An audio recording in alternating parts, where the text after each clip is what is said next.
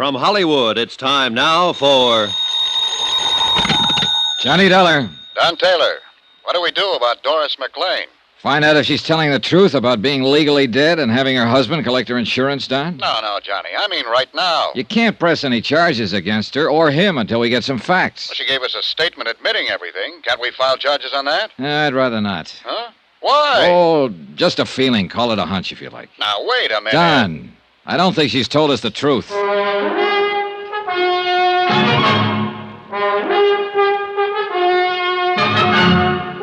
Tonight and every weekday night, Bob Bailey in the transcribed adventures of the man with the action-packed expense account, America's fabulous freelance insurance investigator. Yours truly, Johnny Dollar.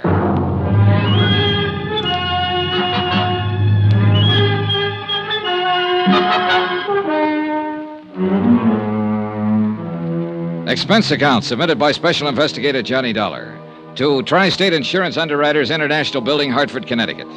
The following is an accounting of expenditures during my investigation of the McLean matter. A dead girl who was very much alive. Expense account, item 2, $5. Lunch at a little place called the Copper Kettle for myself and Don Taylor. I think we should act, Johnny. Yeah, well, I don't. Not yet. Look, I listened to her whole story. You listened only a part of it, so get this. She was married to a doctor in Los Angeles, Dr. David McLean. Yeah. One night, 2 years ago, a girl named Teresa Corbett walked into his office, a little drunk and a little sick. She had a heart attack. She died. The doctor found a name and a Jersey City address in the girl's purse. He called up the New Jersey address, and an apartment house manager told him the girl's mother, her only living relative, died 2 days before. Dr. McLean hangs up and tells his wife he'll bury the other girl under her name and collect the insurance. No sense in going into all this, Johnny. Now, wait a minute. Doris McLean agreed to this. Her husband calls in another doctor and has the death certified. Doris McLean goes to New York. Her husband collects the insurance. But didn't meet her in New York, as he said he would. 2 years ago this happened, Don. Today she comes in and says, I'm tired of waiting for him. We cheated you. Do something to us. She also said she'd read a notice that her husband's going to marry some other girl. Makes sense to me. Yeah, well, not to me, Don. At least not all of it. Why? Why not? What are you looking for? The holes, and there are plenty of them, Don. Look, for one reason, she told it the same way both times. For the second reason, if all this happened on the spur of the moment in Los Angeles, that is, the girl came into the doctor's office off the street and died suddenly, why would the doctor bother to call New Jersey? Why wouldn't he call the Los Angeles police, for instance? Because he had the insurance thing in mind? Well, what do you think? Now, look, Johnny, I think you're pushing too hard in here. I'm trying to tell you what we're up against. All we have to do is verify her story. Yeah, well, there's something cockeyed in the way it comes out. According to Mrs. McLean's statement, the doctor thought of the insurance trick as he went along. That is, after he called Jersey City and found out the dead girl in his office had no one else in the world because her mother had died a couple of days before. After he saw he had a good chance. Yeah? He wouldn't have known he had a chance to pull the trick if he'd done what he was supposed to do and called the Los Angeles police. Yes, but... Now, that's important. And look, here's another thing. Mrs. McLean says she was acting as a receptionist in his office when this strange girl came in. Now, I don't know about you, but every receptionist I've ever seen in a doctor's office will ask you your name and address before you see the doctor. Mrs. McLean didn't do that at all. But... They'll get your name and address unless they already know it. Where's Mrs. McLean now? Over at the New Hartford Hotel. I asked Sam Benson to keep an eye on her until we file charges and take her into custody. Well, you can call him off. Now, look here, Johnny. Every word she has told us will have to be verified before we can take any action like that. Every word. I don't know whether I want you to handle this or not. It's okay with me. Either way. Now, wait, Johnny. You want some more coffee? No, thanks. Let's not argue anymore. Okay, let's not. Mrs. McLean admitted she helped her husband cheat us out of $10,000. We've got that on paper. Look here. I made a check on the policy. We issued a straight life policy on Doris Mary McLean in Los Angeles, April 23rd, 1945. According to our records, Mrs. McLean passed away February 1st, 1954. Yeah. Claim was filed by the beneficiary, husband, David Earl McLean, M.D., February 4th, and paid off on the 10th. $10,000 full claim. Here you are. Uh-huh. That's a photostat of the death certificate attached. Yeah. Cause, coronary thrombosis. Now look at that signature. Dr. Willis Reed. That's the same doctor she said her husband called in. I know. What else? Business about her living and working in New York in a medical lab. This is the name of the place. Mm-hmm. She said she'd used the name of Patricia Kennedy. Well, I put in a call to their personnel manager. I described Mrs. McLean to him, and he said that sounded like her. Checked out. He'd been with them almost 2 years. Yeah, that's about it. Well, I called the airport, and they'll get me out to Los Angeles by tomorrow morning. Thought it'd take a few hours in New York to check some other things out. Joe? That looks pretty definite to me, especially with her statement and all the things she said. So what have you got to worry about, Johnny? All the things she didn't say. Expense account item 3, $38.14. Transportation, Hartford, Connecticut to New York, New York. I checked my bag at Idlewild and took the limousine in as far as the Waldorf. Expense account item 4, $3, cab fare and tip. Number 22, 57th Street. Doris McLean's residence, where she'd lived as Patricia Kennedy, apartment 23. I talked to the manager. This is her apartment, Mr. Dollar. I see. How long has she lived here? Moved in, 2 years ago next month, March 1954. Good tenant? Very quiet. Ever talk to her? Not much.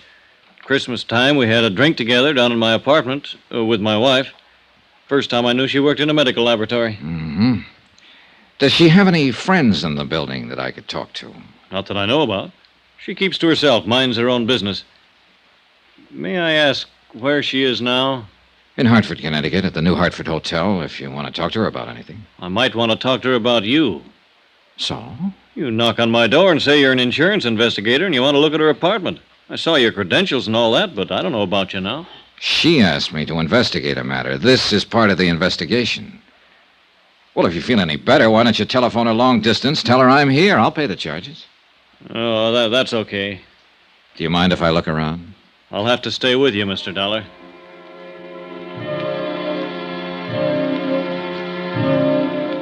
An hour later, I located a Mr. Platt at the Hyde Park Laboratories, where Doris McLean had been working using the name Patricia Kennedy.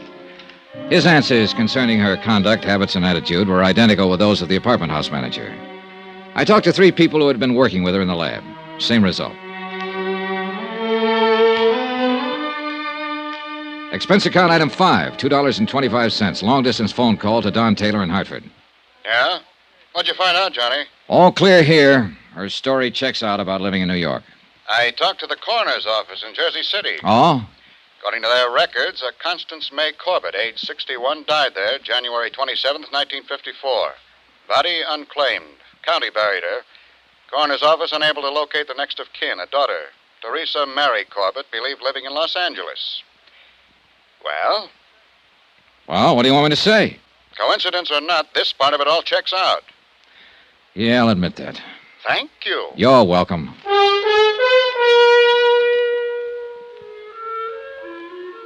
Expense account item 6, $113.65. Transportation, New York to Los Angeles. We landed at International Airport in a heavy fog at 8:35 in the morning. By 9:35, I was in my room at the Statler Hotel sleeping. At 4 o'clock in the afternoon, I got up and showered and shaved and had something to eat. There was a special delivery airmail folder for me at the desk from Don Taylor. It contained a flash picture of Doris McLean, a sample of her fingerprints and handwriting, along with the names and addresses of several people in Los Angeles Mrs. McLean thought might be able to identify her.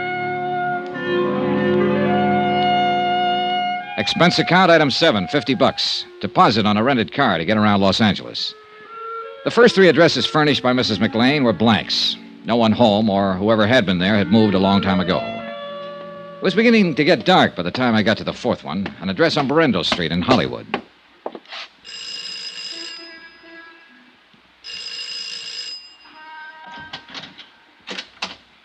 Hello? Hello, I'm looking for Pauline Henderson. What do you want? I want to talk to her for a minute. My name's Johnny Dollar. Well, I'm Pauline Henderson. Oh, may I come in? What's your business? I'm an insurance investigator. Well, I don't have any insurance and I don't want any. Well, it's about a case. Wait a minute, I'll put on a roll. Yeah, sure. Hope you aren't going to try to talk me into buying an annuity or something like that. No, nothing like that, Miss Henderson. Oh, all right. Johnny Dollar, huh? Yeah, that's right. Insurance investigator, did you say? Yes. Come in. I thought maybe you could help me. Oh, Well, I'll try. I'm in something of a hurry. Only take a minute, Miss Henderson. I'd like to have you look at this.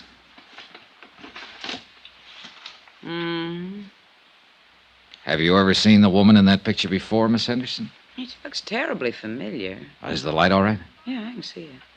My lord, yes, I know her. Who is she? Well, that was Doris McLean. You're positive. Yeah, she was married to Dave McLean. He's a doctor here in Los Angeles. She died a year or so ago, very suddenly. Yes, so I understand.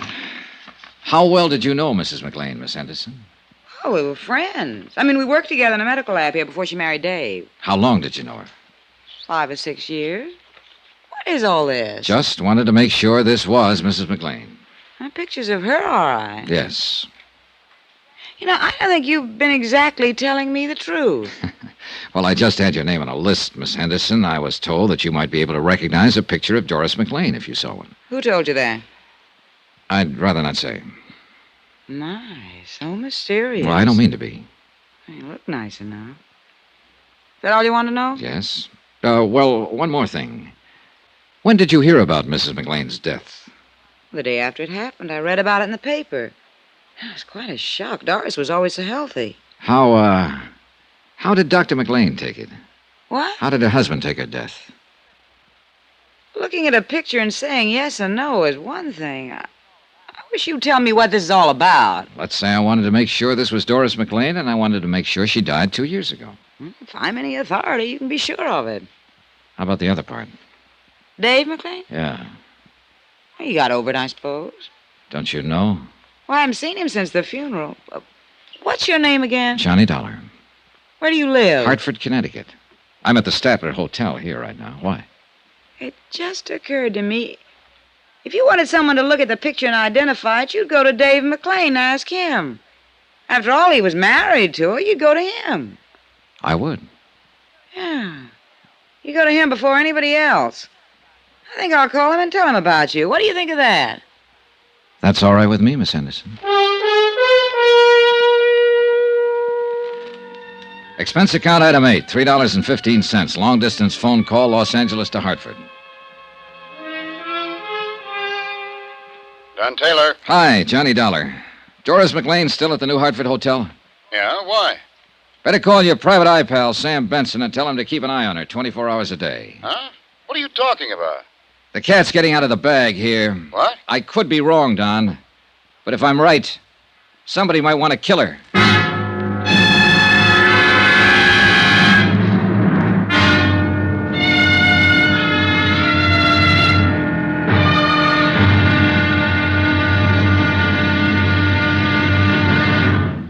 Now, here's our star to tell you about tomorrow's intriguing episode of this week's story. Tomorrow, a bit of information about a girl who had a date to die. That's right. Join us, won't you? Yours truly, Johnny Dollar.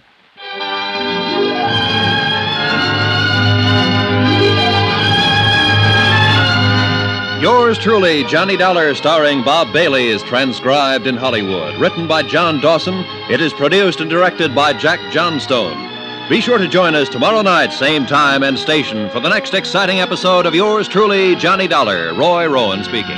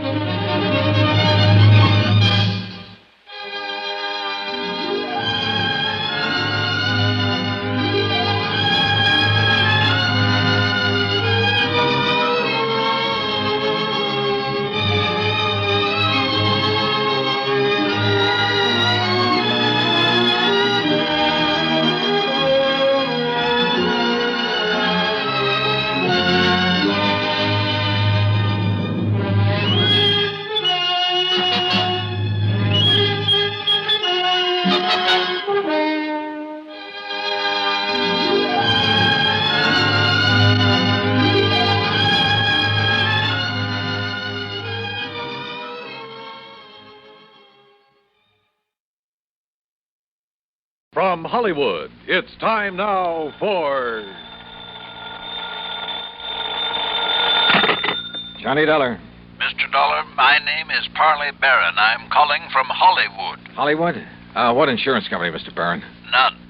You handle all investigations for Eastern Liability and Trust. Yeah, I guess I do. Well, I am sure that they'll be calling you in shortly. What about, sir? A little matter of embezzlement. Oh? Nearly $10,000 that's been stolen from the Berkeley Furniture Manufacturing Company there in Hartford. You're connected with Berkeley Furniture? No, actually I am not. Then what's your connection with this embezzlement? I suggest you check with Berkeley and, of course, the insurance company. Of course. When you have learned the facts from them, I am sure you will find it of the utmost importance to contact me. You sent in Hollywood? Yes. Goodbye, Mr. Dollar. Yeah, but where in Holly... Hello? Hello? Well, he's a lot of help.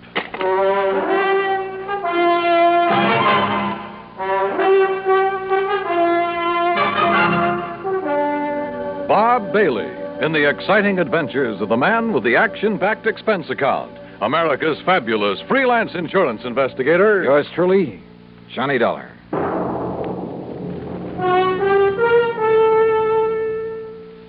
And now, Act One of yours truly, Johnny Dollar.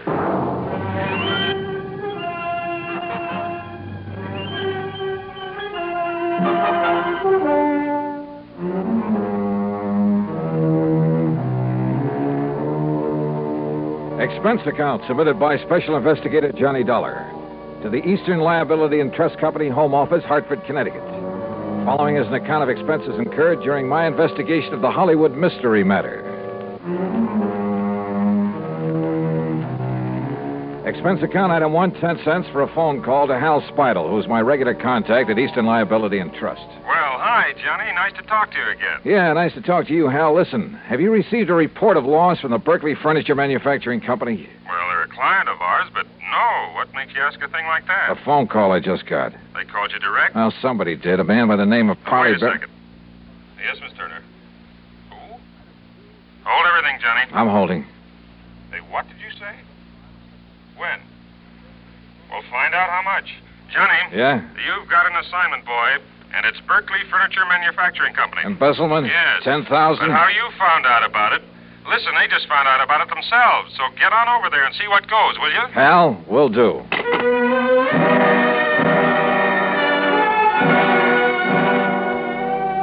Yeah, my informant, the man who'd called me, had really known something. But how to locate him? Item 2, $1.45 taxi to the Berkeley plant on the northwest edge of town. It's a small company, but an old one. When I flashed my credentials to the receptionist, I was immediately shown into the office of the high and mighty himself. Well, I must say, your insurance company acts very promptly, Mr. Dollar. Sit down, sir. Thanks, Mr. Berkeley. I'll get straight to the point, sir. We've suffered a considerable loss. Yeah, so I understand from Hal Speidel at Eastern Liability and Trust. $10,000, wasn't it? Oh, yes, nearly $10,000. But I don't recall mentioning the amount to Mr. Speidel. In any event, Mr. Dollar, what I want is that money back. I don't care what you do with the thief. All right, have you any idea who took it, Mr. Berkeley? I certainly have. A ungrateful... Who, sir? One of our bookkeepers. A gentleman who has been with the company over 30 years. What are you smiling about, Mr. Dollar? Well, he's stolen this money from you, but you still call him a gentleman. Because I always thought he was. Did his job, never complained. That's your measure of a gentleman, huh? Eh? What's that? How much money did he earn, Mr. Berkeley? $65 a week. What difference does it make? Just wondered. An old man living alone was plenty for him. Unless, of course, he was gambling, something like that. Gambling? Him? Of course not. He never had enough money. Trouble at home, maybe? Is he married? No. He'd never be able to support a wife. After 30 years with your company? I paid him as much as I thought he was worth. Yeah? Or as little as you thought you could get away with? That is really no concern of yours. Return of the money is. All right. Where does he live, Mr. Berkeley? In a small apartment on the north side of town. And when did you last see him? Yesterday morning. Said he had to see his doctor in the afternoon. Yes, it's against my usual practice, but I let him off. Mm-hmm. But, of course, you decided to dock his pay. Naturally. I have to keep discipline in a place like this. Oh, sure. And this morning, when I opened the safe, I discovered that the money was missing. $9,984.75. The cash that we had on hand for emergencies. I also discovered that he hadn't come to the office. So I phoned his apartment. And? I learned that our respected gentleman bookkeeper left town yesterday afternoon, bag and baggage. That doesn't necessarily mean that he took the money. I'd like to know why not. Well, was he the only one who had access to the safe? Of course not. All of the bookkeepers have. How many of them? Others, I mean. 3. But you think for 1 minute they'd dare take that money and then come back here and face me? Maybe you got a point there. What? Have you notified the police of this loss? No. I prefer that the whole thing be kept as quiet as possible for the sake of my company's reputation. Please, remember that, sir. Whatever you say, Mr. Berkeley. That's why I have no desire to prosecute him, why I'll refuse to even file charges, as long as I get the money back. Yeah. Now, what's his address? 11231 North Maple Street. 11231. But as I told you, he isn't there. He's left town. Yeah, you told me. How old a man is he? In his 60s. But what difference does that make? Oh, and, Mr. Dollar. Yeah? Just how did you happen to know about this so soon? I mean the amount that was stolen. From somebody who called me on the phone. Oh? Somebody who apparently knew a good deal about it. If I can locate him, get in touch with him, he can probably be a lot of help in running down this Come to think of it, you haven't told me what his name is. The bookkeeper? The embezzler? Yeah. Barron, sir. What? Yes. Parley Barron.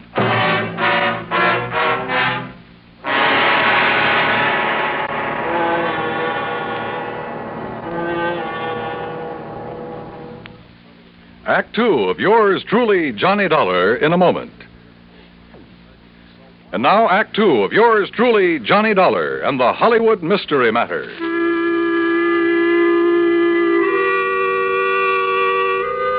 So the embezzler of the $10,000 was Parley Barron, the same man who'd called me on the phone. Apparently called me before the company even knew the money was missing. And he'd had the audacity to inform me that I should contact him. Yeah, somewhere in Hollywood. Which is like saying the needle is somewhere in the haystack. Item 3, $250 for a taxi to the little apartment house on North Maple Street. I paid off the driver, then walked into the open foyer and looked for the usual bank of mailboxes to find out which apartment was Parley Barron's. Hey, you want me to wait for you, mister? No, it's all right, driver. You go ahead if you want to. Okay, let me say. Now, let's see. Nelson, Davis, Parrots. Oops. Oh, excuse me, sir. That's all right. Spaulding, Pierce, Robeson. Taxi, wait a minute. Oh, here we are. Barron, apartment 103. Just a minute, young man. Are you a salesman? Oh, no. I was just looking up the apartment number of Mr. Parley Barron. Well, he ain't here, mister. You're sure? No, sir. He left here bag and baggage yesterday afternoon. Any idea where he went? No. Who are you? Cops or something? Here. My credentials. Johnny Dollar Insurance. Yeah, that's right. Now, look, I want you to let me into his apartment. Well, yes, sir. Right this way. Something wrong, Mr. Dollar? No, just a routine investigation. No. Well, I was sure he'd done nothing wrong. Oh, why do you say that? Why, nice, quiet old man like him, why should he? Only excitement he ever has is when his niece comes to visit with him. His niece? Yes, sir. Name's Virginia. Jenny Lockhart. Wonderful girl. Sort of drops in here to look after him once in a while, cook him a good meal. Now, here we are.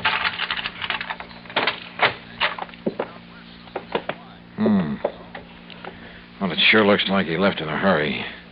Closets open, doors pulled out. Where can I find this niece you mentioned? Why, didn't you see her when you just came in? That girl who bumped into me down in the lobby, that was Jenny Lockhart? Well, must have been. Guess she dropped in for a visit with her uncle, found him gone, and then lit out again. And I didn't have sense enough to get a good look at her. Well, now, here's a picture of her, mister. Sent it to him from her vacation last winter. Vacation, huh? Blue sky and palm trees. Down in Hollywood, I understand. Is that where she's headed for now? Well, now you got me there. Wait a minute. Yes? What's that you picked up, mister? Well, it's a note, I guess. Yeah, it's addressed to her. Ginny, my dear. The doctor you had me see has finally told me the truth. Is this his handwriting? Yeah, that's his, all right. He's finally told me the truth. I have less than a week to live. Oh, my. And so for the first time in my life, except for some happy moments with you, I'm going to really live. make up for some of the things I've had to miss all these years. Well, say now. Yes. You may have some idea where I've gone, but please, dear, don't try to follow me. Your loving Hollywood. Yeah, like I said, that's what... And she ran off with the taxi I had. Oh, you want me to call you a taxi, mister? I sure do, brother, and fast.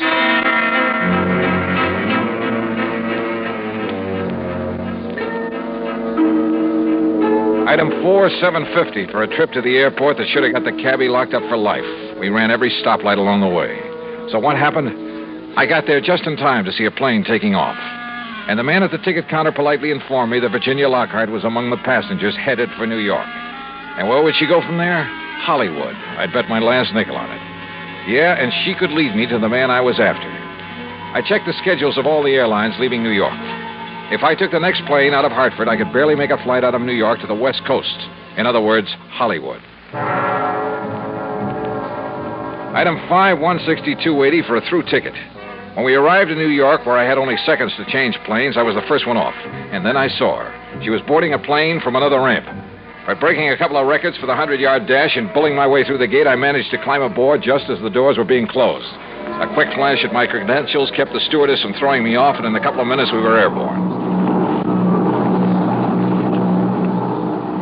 Now, I guess we'd better make some arrangement about your ticket, sir. Huh? Tickets? Yes, sir. Oh, no, here, I already have it. Here you are. Oh, thank you. I'll just... Mr. Dollar? Yeah? I'm sorry, but this ticket is for Los Angeles. Well, sure, that's where I'm going. Well, not on this plane, I'm afraid. Huh? This is a non-stop flight to Miami. What? Yes, sir. Miami, Florida. Act 3 of yours truly, Johnny Dollar, in a moment. Now, Act 3 of yours truly, Johnny Dollar, and the Hollywood Mystery Matter. Wait a minute. This plane is headed for Florida? Yes, sir. Non-stop flight to Miami. But I thought this was... Look, I gotta get to Los Angeles, to Hollywood. I'm sorry, Mr. Dollar. Oh, not half as sorry as I am. So what do I do now? Well, I'm afraid there isn't much you can do. So why don't you go up in the cabin where there's one extra seat and, well, just relax and enjoy it. Okay, miss. Great. I'd been so sure it was Virginia Lockhart I'd seen climb aboard this plane, that she'd lead me to her uncle in Hollywood, to wherever he was in Hollywood. So what happened? I was stuck aboard a plane to Miami. All right, I took the advice of the stewardess and walked forward into the cabin to find a seat. And for once, luck was with me. The one vacant seat in that whole plane was right next to, yeah, you guessed it, to Ginny Lockhart. But why Miami? Could she possibly know that I was on the trail of Parley Barron? Was this a trick to lead me off his trail? I decided there was only one thing to do, play it like I hadn't the least idea in the world who she was, and at the same time, see if I could learn anything from her. As long as we're seatmates on this trip, we may as well know each other. My name's Johnny, Johnny Dollar. How do you do, Mr. Dollar? Be kind of nice to get on down south and away from all the snow and cold, won't it? Would you like some champagne? I understand all I have to do is flag down the stewardess, and she'll be... how about it?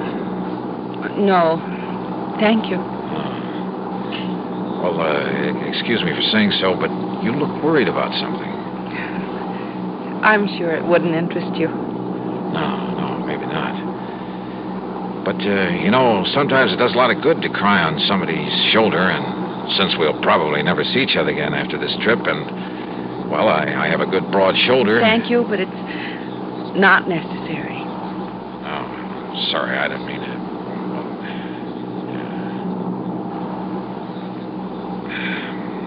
Going down to Florida for a vacation?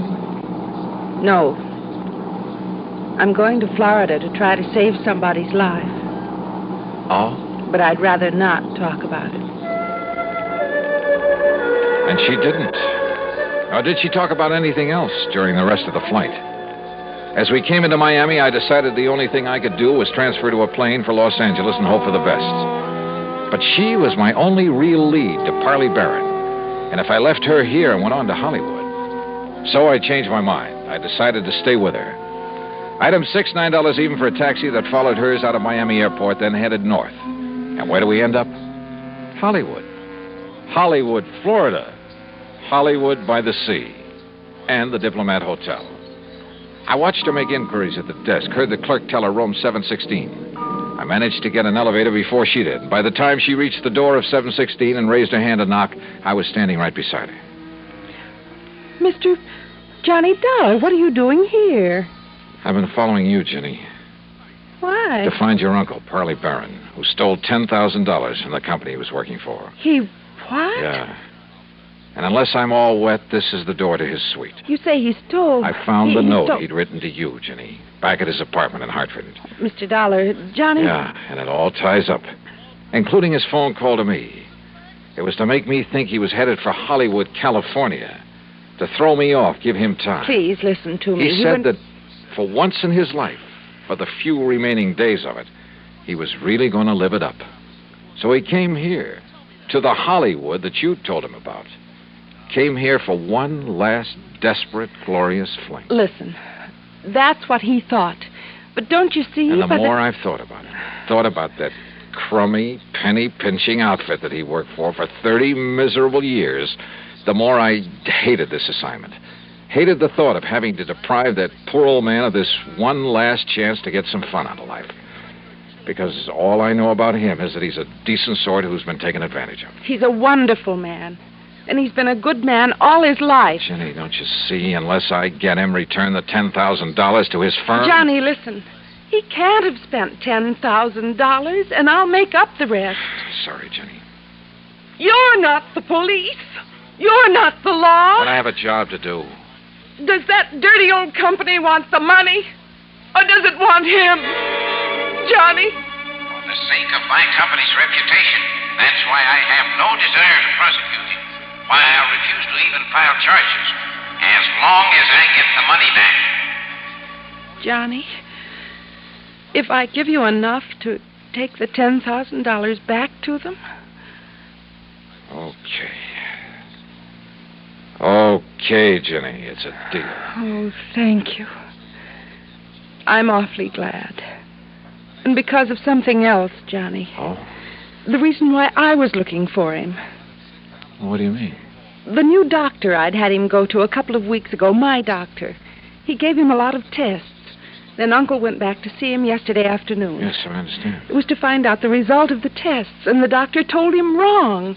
The lab reports had got mixed up.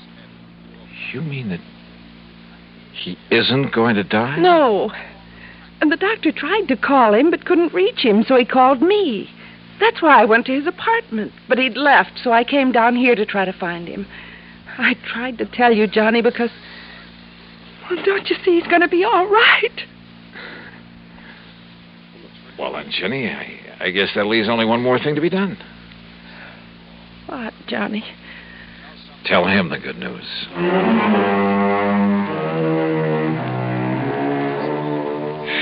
Oh, I don't know. Maybe I'm just a sucker for a good-looking girl.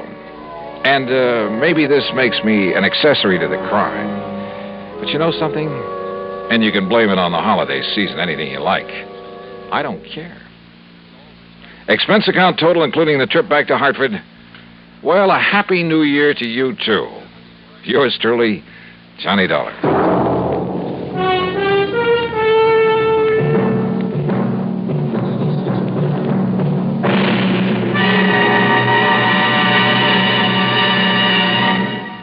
Our star will return in just a moment. Because of another adventure in Hollywood, Florida. But that one you'll have to read about in the February issue of Harper's Bazaar. It's just out, so grab a copy, will you? Yours truly, Johnny Dollar.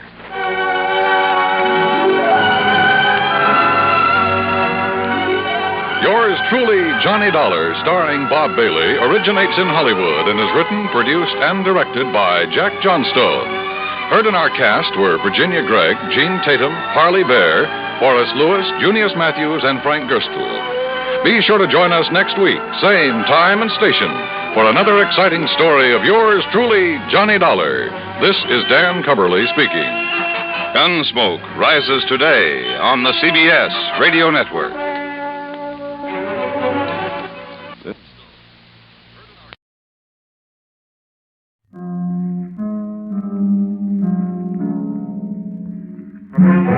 The Columbia Broadcasting System presents yours truly, Johnny Dollar.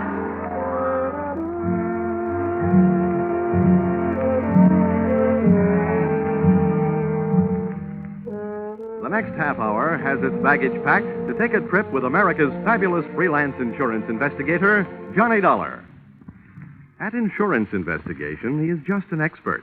At making out his expense account, he is an absolute genius.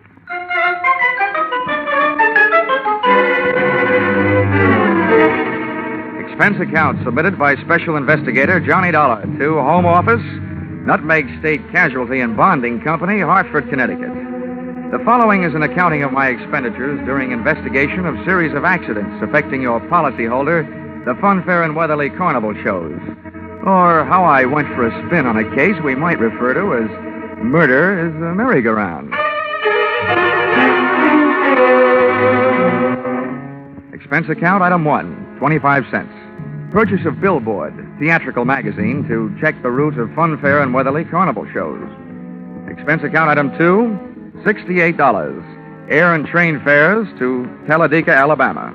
Item 3, $1.10. Cab fare in what was only a fair imitation of a cab from Talladega Depot to the dusty vacant lot which had overnight found itself wearing theatrical makeup.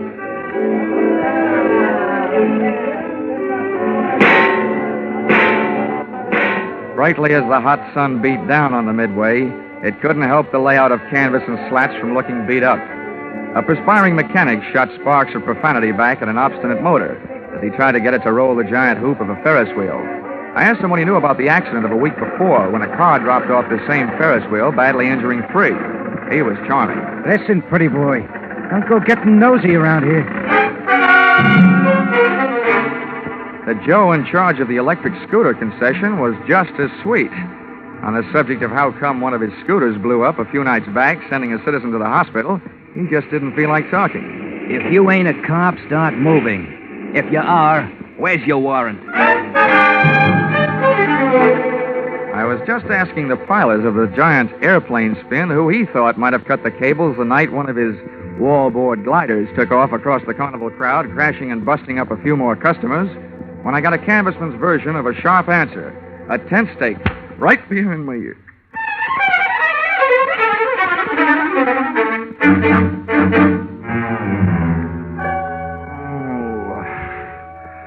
Well, those sleeping beauties waking up, huh? Who are you? I thought maybe you'd be sick of asking questions. First, maybe you better answer a few. Before you get up. Number 1, who are you? A pilgrim from Hartford. Never mind the double talk, wise guy. What's your name? My name is Johnny Dollar, but right now I feel like 2 cents. What's your big interest in those accidents you were asking questions about? Strictly academic. I'm only representing the insurance company that's paying off on those accidents. Now maybe you'll tell me who you are and where I am. Oh, I thought you guys were smarter. Dollar, I'll let you in on a little secret. Next time you want to find something out on a traveling show, get to the boss first. Asking a lot of questions around a circus or carnival lot is unhealthy. Where is the boss, Miss Pepper? Louise is in the other end of this trailer. She'll be right out. Okay, you can get up on your feet. Oh, thanks. I hope you don't mind if I don't stay up on them. I feel more like sitting down. Go ahead. You still haven't told me who you are. My name's Brennan. Oh, yeah, Shanty Brennan. Yeah, you're the general manager of the show. They told me all about you. Louisa Pepper's right arm and strong arm. How long will she be? She's getting dressed. Just finished taking a nap. We drove all night to get here. How about having a blast with me while you're waiting? No, thanks. I haven't enjoyed a noon bottle since I was 2. But don't let me stop you. Thanks. Oh. You sure you won't have one? I'm sure. Brennan, the insurance company's been checking up on your show. The police chiefs in the last 10 towns you've played say it's a clean one. We haven't got a pickpocket or a grifter on the lot. But plenty of trouble, huh, during those past 10 stops? At least once a night somebody's got hurt, but never any of us. It's always one or two of the townies, the citizens. Last night, a car on the whip cut loose. That sent 4 to the hospital. 4 more insurance claims for nutmeg state casualty and bonding, huh? Yeah, and one more town we won't be able to play again for a couple of years. It's a wonder we didn't travel out of that town last night by rail, tarred and feathered. For 10 straight nights now, you've had at least one big accident every night. What's your guess, Brennan? Has fate taken a steady job on your show, or is somebody out to get you? Somebody's out to get us. Okay, well, do you have any idea? Oh. Why didn't you tell me we were entertaining a gentleman, Shanty? I'd have put on some more clothes. It would have taken a lot more clothes to cover all there was of Louisa Pepper. She looked like an aging Cupid doll, but even in a carnival, she was no prize. I didn't like the look in her eye. It looked much too friendly. So right away, I decided to change the unspoken subject. Miss Pepper, I'm here on business, insurance. Sorry, we're not buying any. And I'm not selling any. The way things have been going, the insurance company I represent would probably like to buy some of yours back. Oh? Yeah. I'm from the Nutmeg State Casualty, investigating the accidents. Hope you find out more than we've been able to, and fast, before we go broke. The word's traveling one town ahead of us. They got us pegged for a dangerous midway. Have you been using police protection? 20 extra cops a night at $10 a cop. So, night before last, a guy winds up with a hammer to try and ring the bell and win a cigar. The top of the hammer flies off and almost brains a cop. Around this show, the police need protection. I see what you mean. How are you fixed for people who don't like you? We got many to choose from? Dollar, we treat our help fair and square. We know them all and trust them all. Fire anybody lately? Nobody. The only ones who left were floaters. But none of them had a beef. Okay, Miss Pepper. Now think back. In all your life, who do you know who'd most like to see you have a real bad time? Only one guy. And he's not around. Dead? As good as. He's in jail. Has been for the last 8.5 years. That's a long time. How long did he go up for? 10 years. What are you thinking, Dollar? I'm thinking that with time off for good behavior, maybe he's not in jail. Not in jail? Shanty, he's got to be in jail. He's got to be, I tell you. You told me you were keeping... All right, break it up, Louisa. If Carter Lacey had a voice as sharp as yours, he could saw his way out of jail. Okay, Dollar, you made a guess. How about seeing how good it is? Sure. I'll find out if your bogeyman is still in jail, but I didn't catch that name. Lacey. Carter Lacey. And where's he been in the pokey? Massachusetts State Prison, at Charleston. Well, what did he go up for? What's that to you? Cut it, Louisa. Dollar, we sent Carter Lacey to jail for attempted murder. He tried to kill Louisa's niece, Myrtle. Is she around? He's running the snake show on the Midway. Dollar, how soon can you check whether Carter got out? As soon as I can make a telephone call. But, Shanty, before I do, I'd like to elaborate on that guess I made. Now I'd not only guess that Carter Lacey is out of jail, but I'd also guess that he's been out a little over 10 days.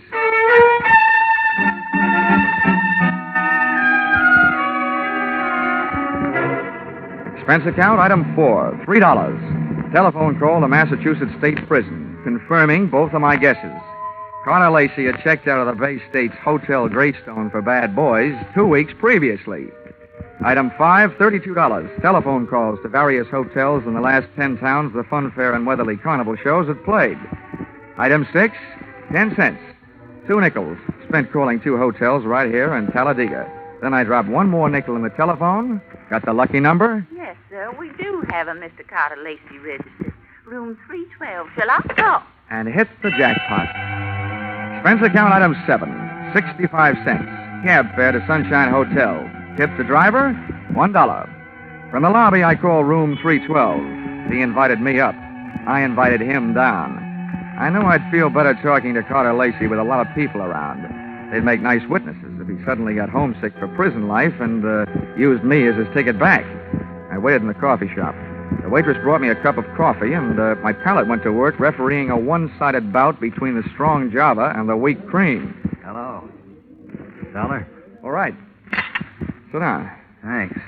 You're Carter Lacey, huh? Have some coffee? No, thanks. It keeps me awake nights. How about your conscience? Having the same trouble with that? My conscience deserves an 8.5-year rest. But it can't start its vacation until I even up a few scores. Busting up carnivals. Child's play. Look, Dollar, over the phone, you told me you're an insurance investigator. You can save your company a lot of money. How? Call them up and tell them not to insure the lives of 3 people. Because any minute now, 2 of them are going to be dead. Louisa Pepper, Anise Myrtle, and Shanty Brennan. Yeah, Dollar. I'm going to kill 2 of those people. The other one's still my friend who's going to help me do it. In case you don't know your law, Dollar, don't bother calling the cops. I can't be held for making a threat unless I put it in writing. Well, Lacey, I don't know what your beef is against the people running that carnival, but those accidents have been hurting a lot of innocent bystanders. Dollar, you're talking to a guy who really knows what it means. Getting hurt as an innocent bystander.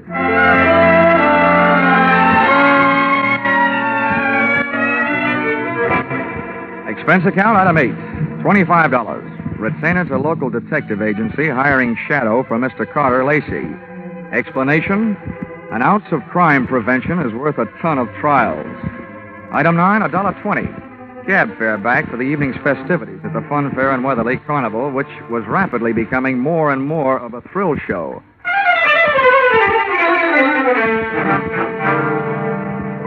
Expense account, item 10, 30 cents. Down payment on ulcer, eating supper at what the carny people call a grease joint.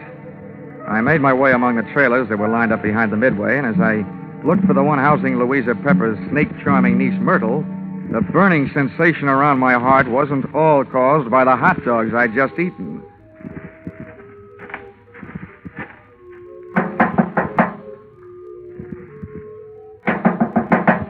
Who is it? I've got a message from Carter Lacey. What did you say? I said I've got a message from Carter Lacey. For you and your Aunt Louisa, Shanty Brennan. You're the only one I haven't met yet, so I thought I'd deliver it to you first. Where is he? In town. Got any snakes in the trailer? No, of course not. All right, then. How about inviting me? You're the insurance guy they told me about? Yeah, that's right. Okay, come in. What did Lacey say?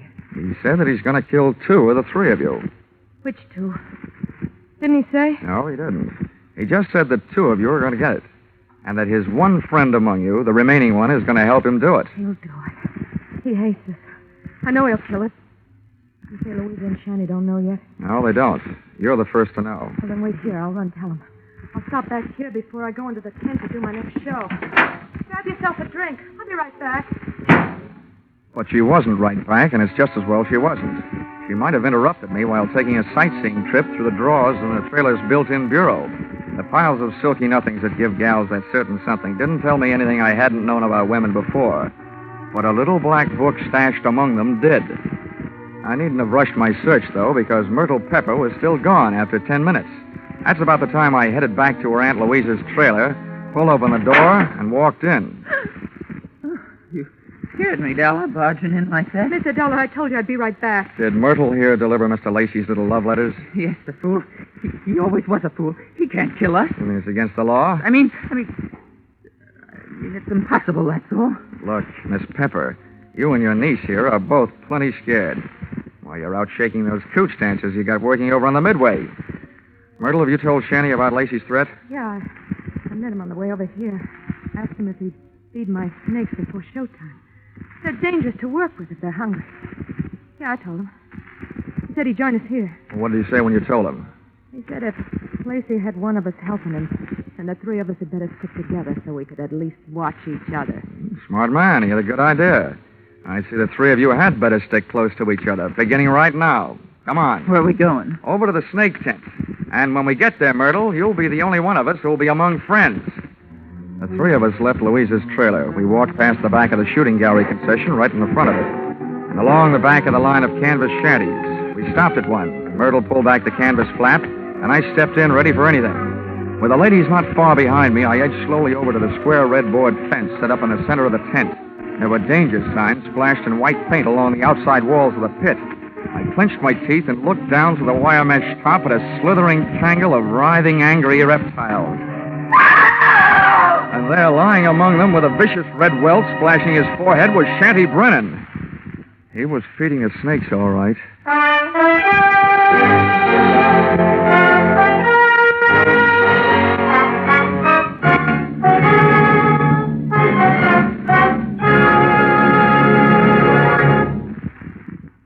In just a moment, we'll return to the second act of Yours Truly, Johnny Dollar. But first, here is some news. 30 minutes of new thrills will be added to CBS 10 Great Sunday Night Entertainments this coming Sunday. At 6:30 p.m. Eastern Standard Time, where you formerly heard Spike Jones, CBS will bring you screen star John Lund in an adventure-packed tale of a ship filled with terror and horror. This story, A Shipment of Mute Fate, starring John Lund, is the first of 3 special broadcasts from CBS' famous Escape series. It will be heard over most of these stations immediately preceding a familiar show which brings you a different kind of escape, The Jack Benny Show. And now, back to yours truly, Johnny Dollar.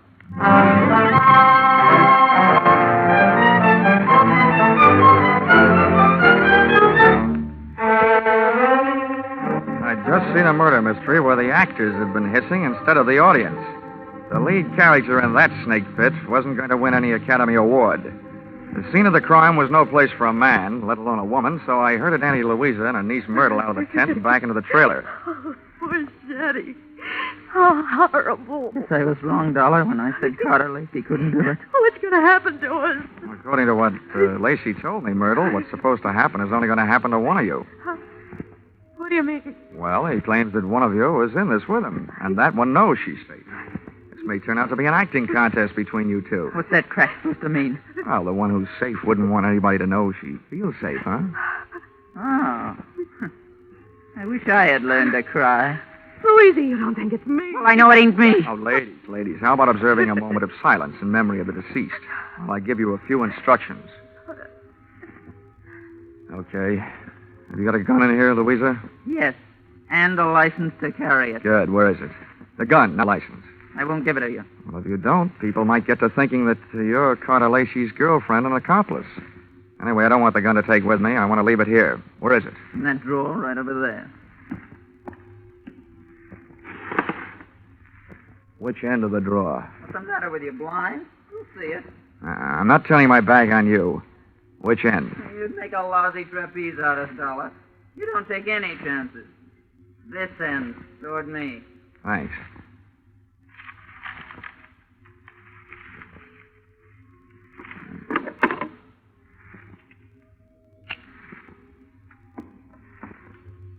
Well, now where are the keys to the car I hitched to the front of this land yacht? What are they for, Dollar? Just another chance I'm not taking. With those keys in my pocket, this trailer won't be joyriding anybody off into the night.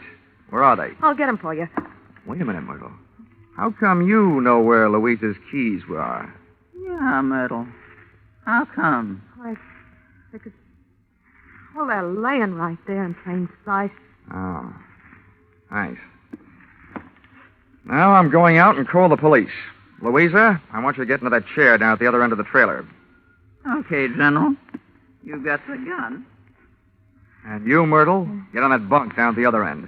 I don't understand all this. And now, ladies, while I'm gone, I don't want one of you gals to be knocking you off the other. But on the other hand, I can't leave you here without protection.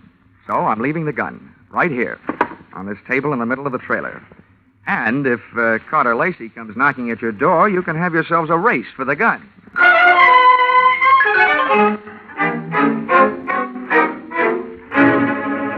Expense account, item 11, 5 cents. Telephone call to the local police, plus another nickel spent calling a taxi. The cops arrived in 4 minutes, the cab in 15. Its driver had no siren to take him through the traffic lights. Item 12, $1.10. Cab fare on an exceedingly slow and torturous trip to the Sunshine Hotel. Tip to his kind of a driver, a nickel. I went up to the 3rd floor and headed down the hall to Carter Lacey's room, 312. I rapped for an entrance, but all that came back was an echo. The lock on the door was the soft touch type known to the trade as the burglar's friend, so I went in.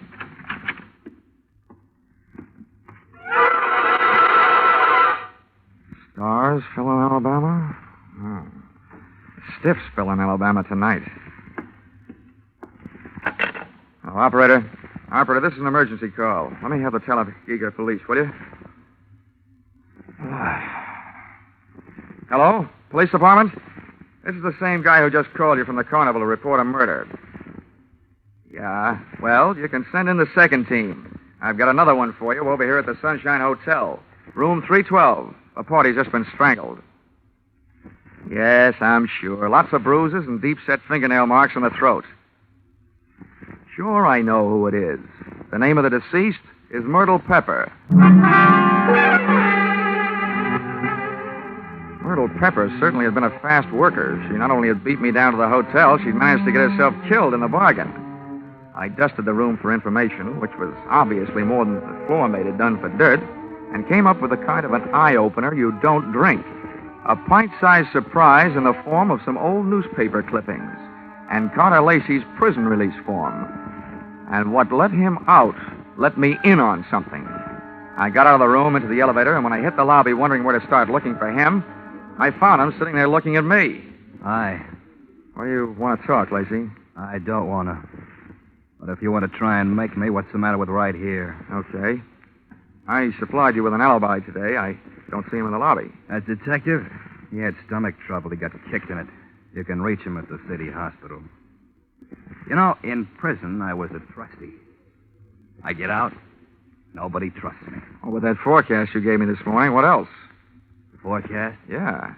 You predicted that you'll kill 2 people. Well, tonight the 2 people are dead. Shanty out at the carnival, and now Myrtle up in your room. What does that make you? A good forecaster. Or the killer, maybe? Thanks for the maybe. Look, Dollar, I came to this town to take care of something. I took care of it. If you want to yell cop, go ahead. From now on, nothing bothers me. Well, then stop chewing your nails. You told me this morning that one of those 3 people was working with you. There's only one left. And suddenly, Lacey, I don't believe your story. Suddenly, I don't care. Shanty Brennan lied to me this morning. He said that you went to prison on a charge of attempted murder. Your prison release papers say you went up for grand larceny. You see what happens to bad little boys that tell lies? I'm not through yet. I fished a bank book out of Myrtle Pepper's trailer, a 3-way joint account. Myrtle, Shanty, and Louisa. The first deposit, $60,000. The date, the same year you were thrown into the can for stealing $60,000. To me, that spells a 3-way split for them and a frame for you. Also to you, it spells a motive for hating all 3 of them. So I lied to you. What are you going to do, wash my mouth out with soap? From now on, I don't need any answers from you, including smart ones. But look, you'd better stick around. If the cops don't pick you up for murder, maybe the hotel will want to press charges against you for having an extra unregistered person occupying your room.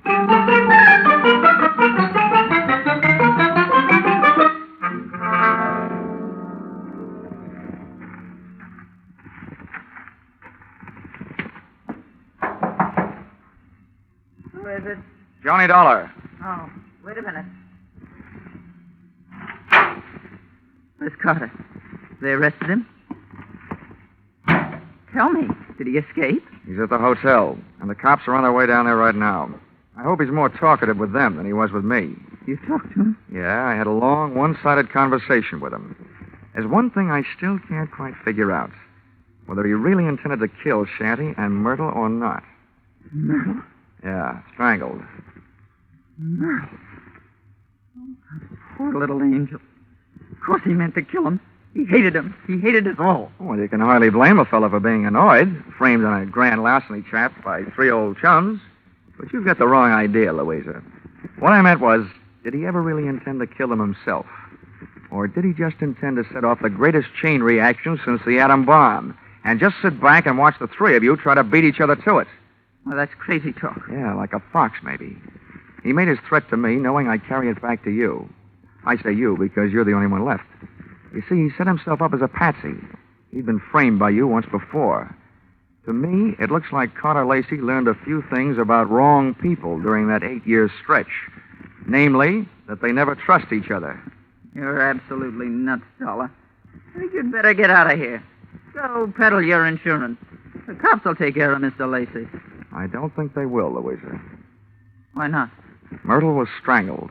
That's the kind of murder a man would commit. Well? But there was a set of deep fingernail marks on her throat. And Carter Lacey bites his nails So maybe you'd better get yourself a manicure before the police arrive. Thanks for the advice. Stand right there, Dollar. This time I got the gun. Hold everything, Louisa. Carter! This is a standoff, Louisa. Point that thing someplace else before I point mine up your snoot. Okay, Dollar, get out. What's the matter with you, Lacey? Are you cracking up? Well, your plan was going along fine. First, Myrtle tossed Shanny to her snakes. Then Louisa took care of Myrtle. There's only one left, and the state will take care of her for you. That's not enough. There's one satisfaction I haven't enjoyed so far. That's hearing one of these pigs squeal. Carter, we can still split the money in the show and get out of here. The only one that's going to get out of here is Dollar. Beat it. I beat it all right. I was the only one in the trailer without a gun. I plunged into the darkness looking for something and came up with a tent rope, dashed back to the trailer door, and lashed the knob to the guide rail. I didn't want those gun-happy birds flying the coop. Just then, the season opened. I didn't know who was going to come out the worst in there, the hunter or the hunted. The only key I had to the situation was the key to the car, the one I'd picked up earlier in the day. The car churned the trailer through the carnival back lot and out into the highway. When I hit the cement, I started spinning the rubber.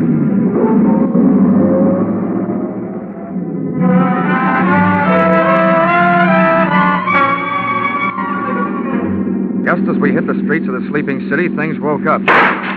Whoever was left back there snapped a shot at me through the trailer's front window. The second shot was my cue to try to ruin their aim by playing rockabye trailer, swinging the car from one side of the street to the other. Just as the not-so-sharp shooter made another try, I picked up just what I was looking for, a game of tag with a police patrol car.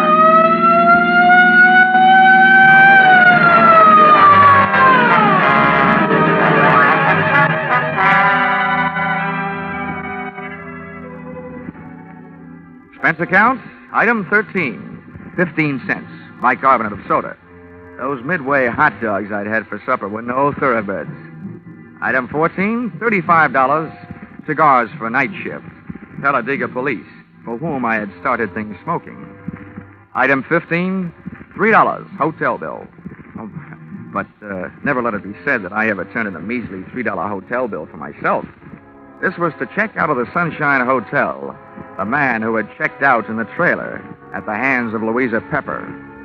Louisa Pepper, the only one who was a good bet to catch up with Brennan, who had been murdered by Myrtle. And Myrtle, who had been loused up by Louisa. And Carter, whom she had also carted out of this world, proving that when you start any kind of chain reaction, you should be careful, because you're never going to be sure where it's going to stop. Expense account total? What? Only $692.18. I must be slipping. Yours truly, Johnny Dollar.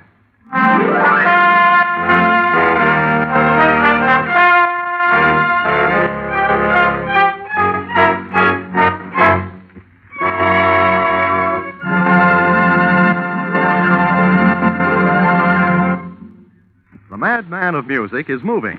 Yes, Spike Jones, formerly heard on CBS on Sunday, is already unpacking his famous collection of flit guns, dishpans, and other instruments, ready for tomorrow night's premiere broadcast as a CBS Saturday star.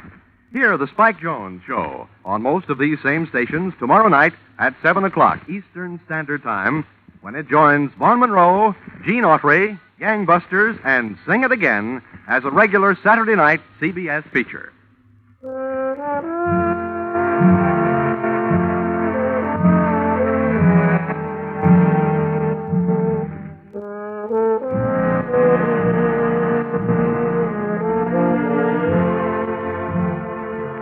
Listen in again next week when CBS brings you Yours Truly, Johnny Dollar, with Charles Russell as Johnny.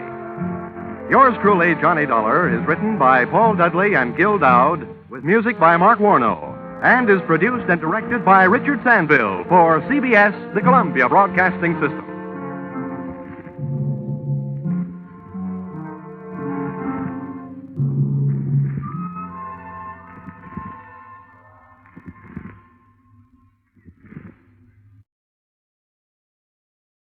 From Hollywood, it's time now for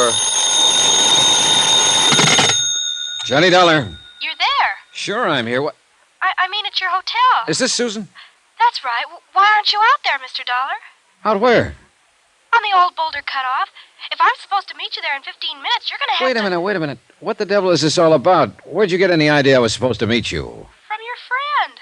What? Sure, he phoned here a few minutes ago. He said I should slip away from the ranch, take the station wagon, and meet you over on the old road right away. I just phoned your hotel on the off chance Wait. that... I don't imagine he gave his name. No, and I didn't recognize the voice. Susan, listen. Get away from there right away. Don't go near that road. Come straight here to my hotel. Do you understand? Yes, but why? What's it all about? Never mind. Just get here and get here fast while you're still alive.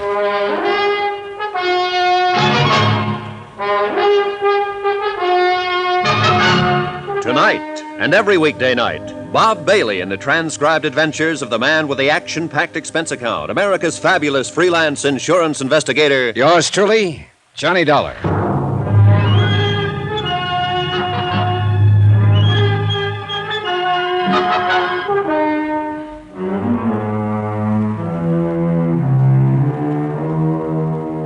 From Special Investigator Johnny Dollar, location Las Vegas, Nevada, to the Home Office, Amacon Northern Trust Company, Hartford, Connecticut. Assignment, the matter of reasonable doubt.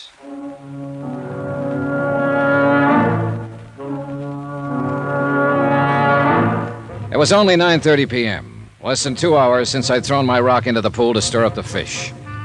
I'd expected results, sure, but not this fast and not this deadly.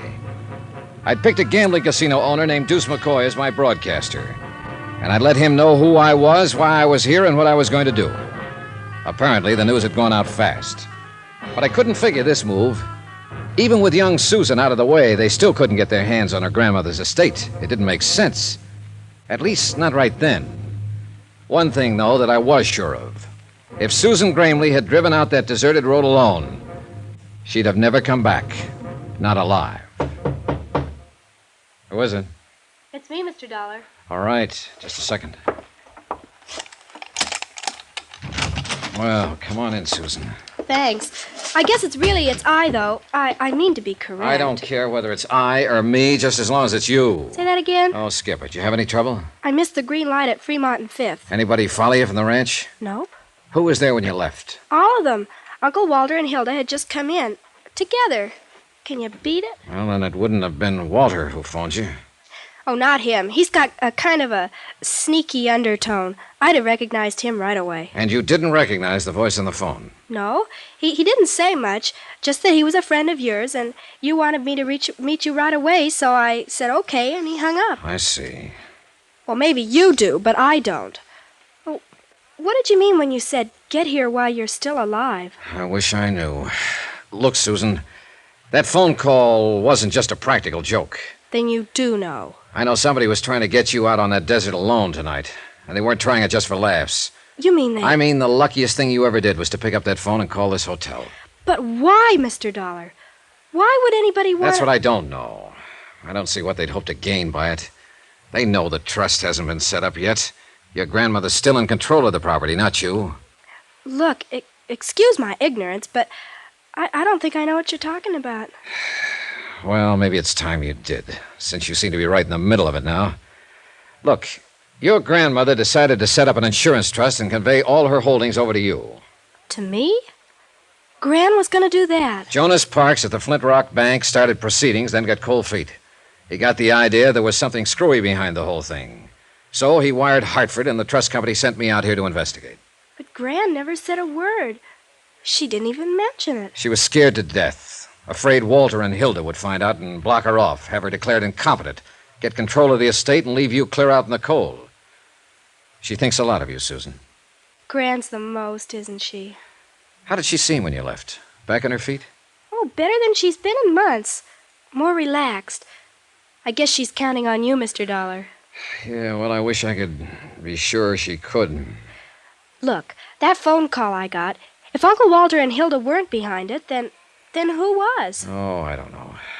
I'm pretty certain that by now they know who I am and why I'm here. And they know I'm out to get them. I dropped the word a couple of hours ago. I figured they'd react all right, but I didn't expect this move against you. But there has to be somebody else in on it, Mr. Dollar. Neither of them made the phone call. Yeah, I know. But nobody else even knew about the trust. Jonas Parks did, and Will Connors of the Weekly Tribune. But they've been friends of Gran's for years and years. They wouldn't do anything to harm her. I didn't say they would. And they couldn't have had anything to do with the accident that killed my parents. Nobody could have, except Hilda and Uncle Walter. Unless, of course, it was just an accident. Oh, you know better than that, Mr. Dollar. Oh, I'm beginning to wonder if I actually know very much about any of this. Susan, listen, how scared are you? Oh, I'm not scared at all. I'm just bewildered, I guess. Good, then you won't be afraid to stay here alone for a while. Of course not. Sounds kind of grown up, in fact. Yeah, well, all right then. Don't leave the room. Keep the door locked and don't let anybody in. If someone should try, call the manager and have him call the police. Don't answer the phone unless it rings twice. That'll be me. Got it? Got it. Good. Hey, there are a couple of magazines there on the nightstand. Can I ask you what you're going to do, Mr. Dollar? Sure, you can ask. See you later, Susan. Stinker.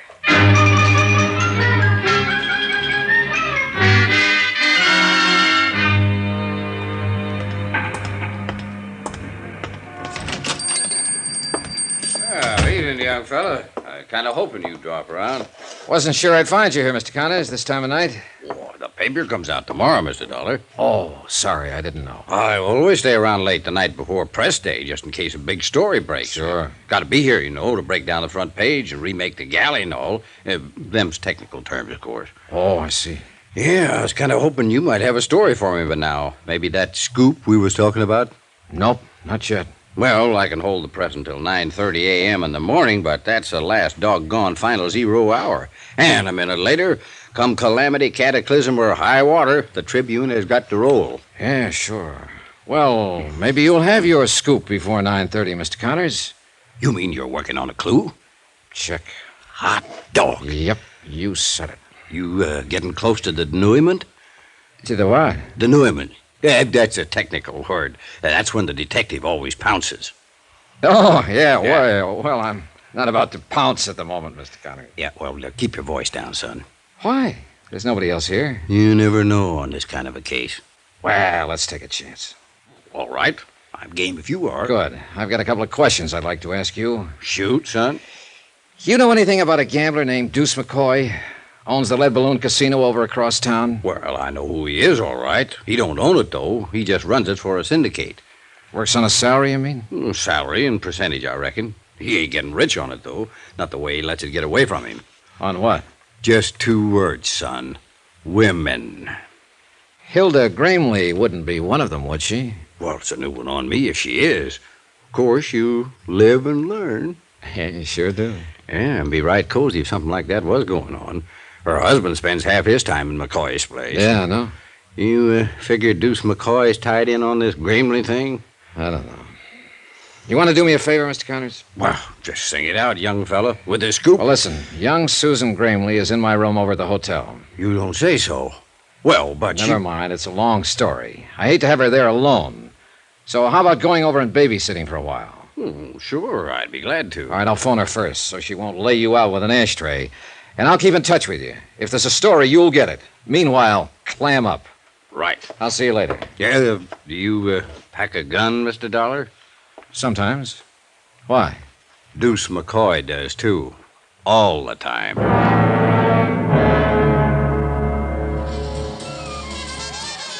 The evening was just starting in the Lead Balloon, with 2 crab tables already in action, 2 more standing by, and a roulette wheel warming up.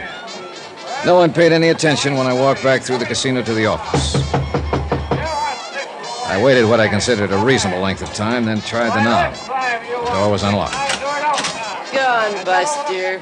Beat it. The girl was alone in the office, sprawled back on the sofa, drink in her hand. And it was pretty obvious it wasn't her first one, nor her second or third. She'd have been a real knockout, sober. What's the matter? Don't you understand English? I said get out. Where's McCoy? What's it to you?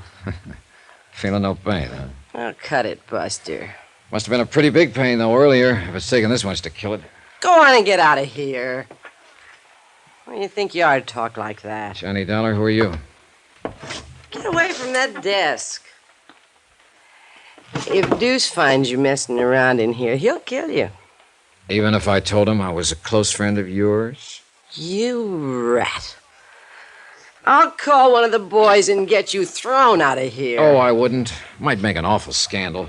And I don't think Deuce would want that. Not right at present. What are you talking about? Oh, come now. You're in it too, aren't you? No, you're not with the police. I know them all. You're FBI. Oh, what makes you say that? Look, if Deuce is in a jam, I don't know anything about it. What's your name? Nicky. Nicky Vernon. All right, Nicky, sit down and relax. Whoops. Now, where's Deuce McCoy? Think if I knew, I'd be sitting here by myself, lushing it up? I suppose you were McCoy's girl before Hilda Gramley cut you out. Cut me out, nothing. That rotten little sneak's been asking for it, and I'm about ready to give it to her, Was she too. here this evening? You see any blood on the rug? Just let me catch that dirty Shut little... up, Nicky, and sit down, will you? Now, what about Walter Gramley? Was he here? Yeah, earlier. He was here in the office for about an hour. I don't know what they talked about. Deuce made me get out. And Deuce left right afterwards? Oh, half an hour or so. He had to wait to make a phone call first. I see. Well, if you're smart, you'll forget him, Nicky. I've got a hunch he's not coming back. It's her. He's gonna go off with that dirty... Knock it. He's going off because he's in a jam. That's one thing you were right about. And by now, he must know the whole thing is falling apart. I think he'll try to run for it. I ought to kill that dame. Why? Why don't you throw away that bottle and forget about him? He's no good, Nicky. You know that, don't you? Sure, I know it. Then why are you beating your heart out over him? You've never been a woman, have you, Mr. Dollar?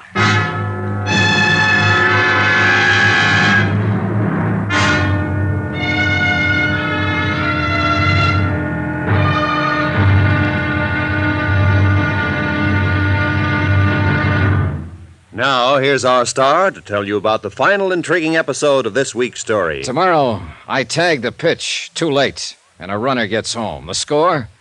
1-0. In favor of death. Join us, won't you? Yours truly, Johnny Dollar.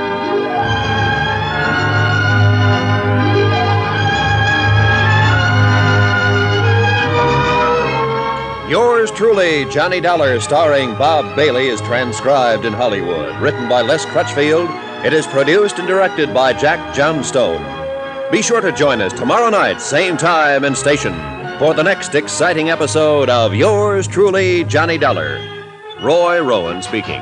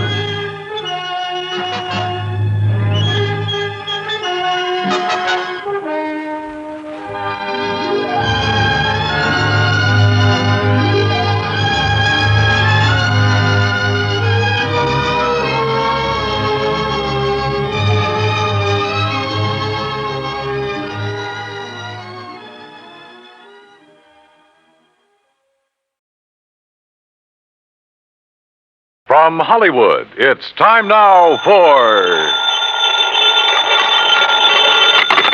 Johnny Dollar. Bert Major, Johnny. Masters Insurance and Trust. Oh, hi, Bert. You know anything about spacemen? Never saw any, if that's what you mean. Neither have I. But I know somebody who thinks he's been contacted by them. Oh, sure. I have some whimsical friends, too. Not funny, Johnny. The company is betting $2 million that this man is either a liar or pulling one of the biggest hoaxes in history. $2 million? That's right. Conrad Billings. Ever hear of him? Billings, Texas Oil, one of the richest men in the country? Right. Presently of California, where he's holed up in an isolated mountaintop lodge, minus a $2 million collection of diamonds he took up there with him. And you insured them? Yes, but not against ordinary theft. What does that mean? Those stones were insured against theft by persons or things unknown on this earth. What? That's right. Holy. You're serious, aren't you? You bet I'm serious. Okay, Bert, I'll see you at your office.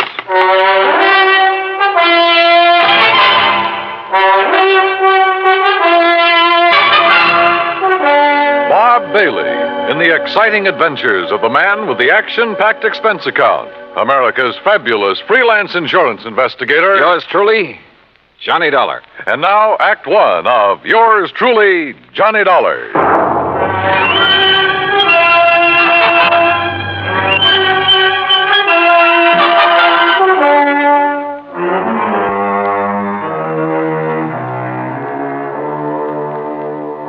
Expense account submitted by Special Investigator Johnny Dollar to the Home Office, Masters Insurance and Trust Company, Hartford, Connecticut.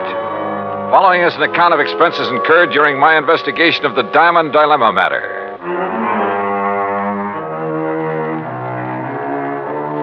Expense account item 1, $3.20 for a taxi to the office of Bert Major. I've known Bert a long time, and he's been in and out of too many deals, big and little, to get excited over nothing. But he was excited now.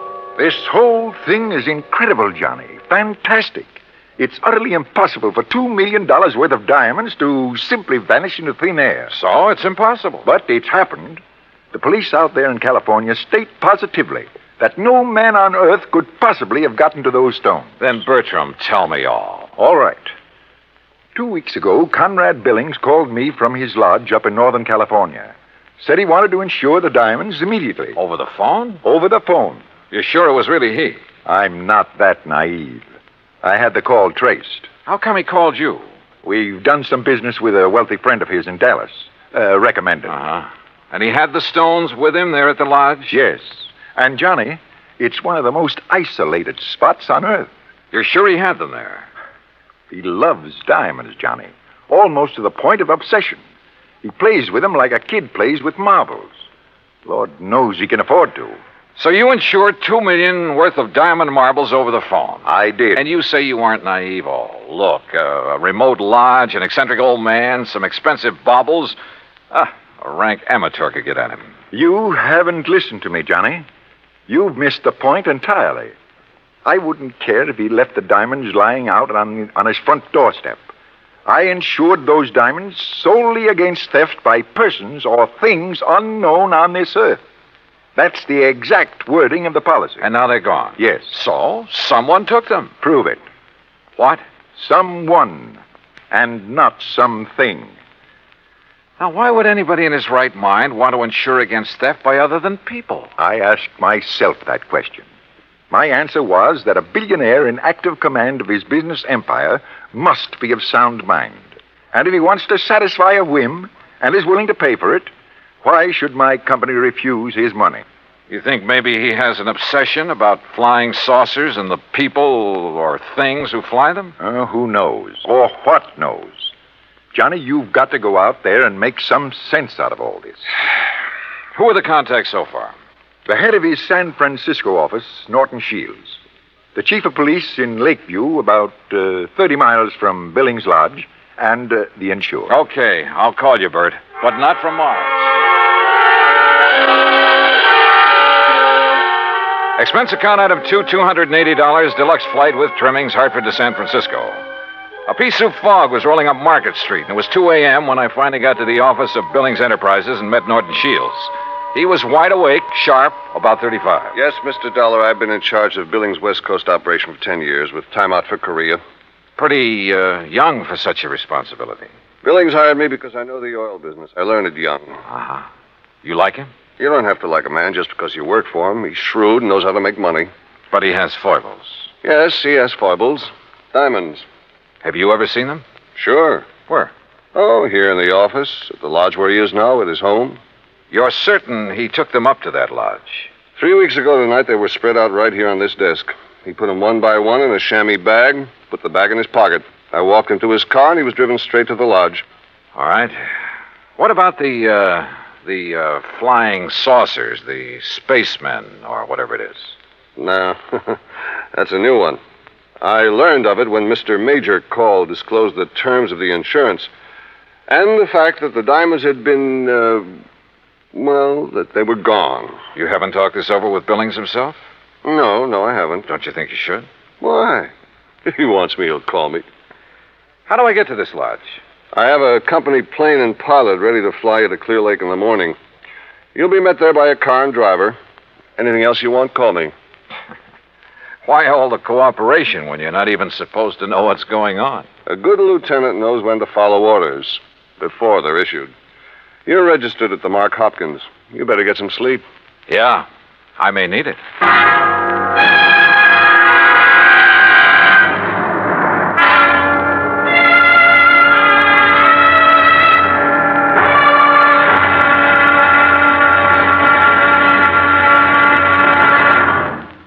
Act Two of yours truly, Johnny Dollar, in a moment. And now, Act Two of yours truly, Johnny Dollar, and the Diamond Dilemma matter.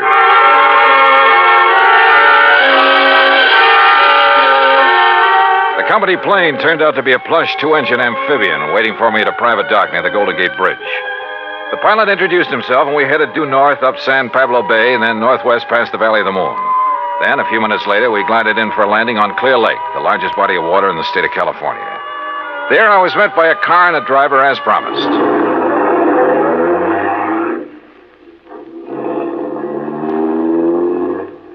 How far is it to Mr. Billings' lodge, driver? About 30 miles. What do you do when Mr. Billings isn't here? Wait for him. Do you, live at the lodge? Nobody does. Just Mr. Billings. No caretakers, housekeepers, anything like that? Just Mr. Billings. Well, surely there must be someone to look after. Look, mister, I'm hired to drive a car. I do it. And that's all.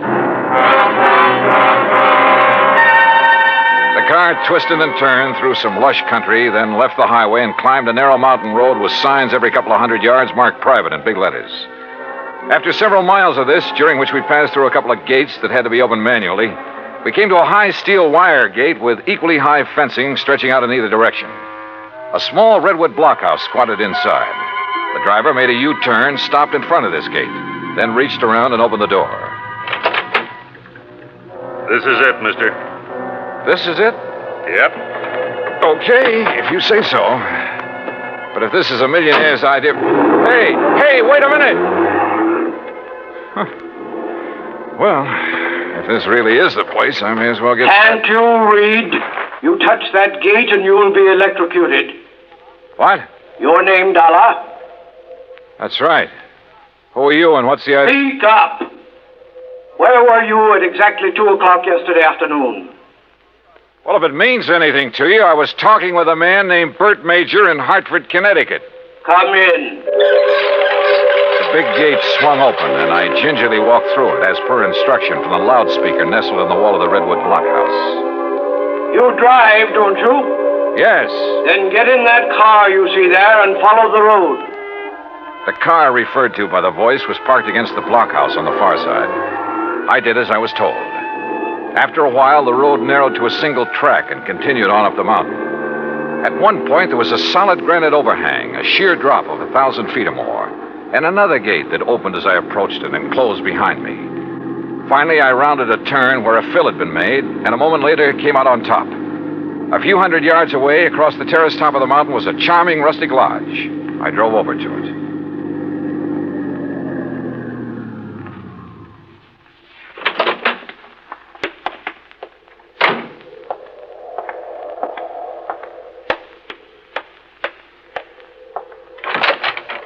Good morning, Mr. Dollar.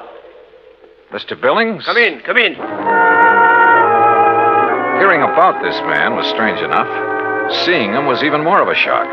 About 5'2", flashing gray eyes, bullet bald. He was wearing a baggy old jacket that hung nearly to his knees. This way. I want you to see my view of the lakes below. Well? Beautiful. What was that? I said beautiful. Yes, it is. Now, Mr. Major has informed you of the insurance on my diamonds, which disappeared 2 nights ago. Yes, sir. He told me that. Speak up! He told me you insured $2 million worth of diamonds against theft by persons or things unknown on this earth. Exactly. And I wish to collect from your company on that basis. Well, Tell me, where did you keep them? Right here on this table in front of the window, right here. You mean to say you didn't lock up such valuable property? Mr. Dollar, let me show you something. Look here, on my control panel. Do you recall the series of gates you pass through after leaving the main road? Yeah, very well. Well, by means of my electronic devices, I followed your progress every inch of the way. Well, I'll be darned. I watched your arrival at the main gate on this video screen. Ingenious, eh? That's putting it mildly. What did you say? I say that's putting it mildly. Yes. As I'm sure you noticed, this mountaintop is completely encircled by a 12-foot electrified fence. Between it and the inner fence is a maze of photoelectric cells. This panel controls floodlights with which I can cover every inch of ground between the two fences. These viewers are geared to the floodlights. All of this equipment is automatically activated on contact. In short, Mr. Dollar, I can detect and follow any person or thing which moves through or between these two fences. Anyone who knows electricity could cut your fences and come right on up the road. I did not say this mountaintop was impregnable. I said no one could reach it without my knowledge. Why did you take out such limited insurance on your diamonds, Mr. Billings? I've made my money by leaving nothing, absolutely nothing, to chance. Now that man has projected objects into outer space, it is reasonable to assume that other planets may be ahead of us in technical endeavors. Diamonds would be of tremendous value to an unknown civilization. Well, look, how do I know this is not just an elaborate scheme to collect $2 million? A fair question, Mr. Dollar. What would prevent you from hiding those diamonds somewhere on this mountain? I should consider that question an affront to my integrity, but under the circumstances I do not. I simply defy you to find them. Then what's your explanation of their disappearance? I have none. And unless you find one, I intend to collect from your company under the terms of the policy. Mr. Major mentioned the chief of police in Lakeview. Do you mind if I talk to him? Andy Prentice? Not at all. I have a direct phone to his office and he's home. Would you care to talk to him now? No, thanks. But I would like to use your car. By all means. I'll open the gates for you on your way down. Just one point. There must be no publicity on this matter. Understood? Mr. Billings, if I can't prove that your diamonds were taken by a person, those space cats are going to get a lot of publicity. Act 3 of yours truly, Johnny Dollar, in a moment. And now, Act 3 of yours truly, Johnny Dollar, and the Diamond Dilemma matter. While I drove down the mountain with gates electronically opening and closing behind me, I did some thinking. Billings had bought and paid for his privacy at tremendous cost. I couldn't see any loopholes in the setup. Yet, the diamonds had disappeared. 45 minutes later, I pulled up in front of the police station in Lakeview. Obviously, I was expected by the chief of police, Andy Prentice. Hello, Mr. Dollar. My name's Prentice. Mind if I join you? No, hop in. Just cruise down by the lake. I'm sure you want this to be a private conversation, too. Good idea. Well, what's your opinion on the diamonds? Well, I don't know who took them, but I'll tell you one thing. I don't believe it was some thing or somebody from outer space. Well, how would you get through all those electrified fences, photoelectric cells, floodlights, and closed-circuit viewers? Yeah. Well, what's your opinion? I'm as practical and logical as the next fella. If a human being couldn't get to Mr. Billings without his knowledge, and he'd call me the moment somebody tried, well... Oh, sure. Spaceman. Well, what else? I noticed one thing, Chief. He's a little hard of hearing and doesn't wear a hearing aid. He doesn't need one. Just turns up the volume on all that electronic stuff he has around him. Well, suppose someone parachuted onto the top of that mountain. How would he get out? Man could dig under those fences. That would leave evidence, and I've been over every inch of the ground. I've even thought of the expert pole vaulter idea. No sign. Nothing makes any sense. Yeah, I see what you mean. How about a ride in Billings' private plane? I'd like to take a look at that mountain from the air. I don't know what good it'll do you, but I'll go along. Well, maybe there are spacemen. But I still don't believe it.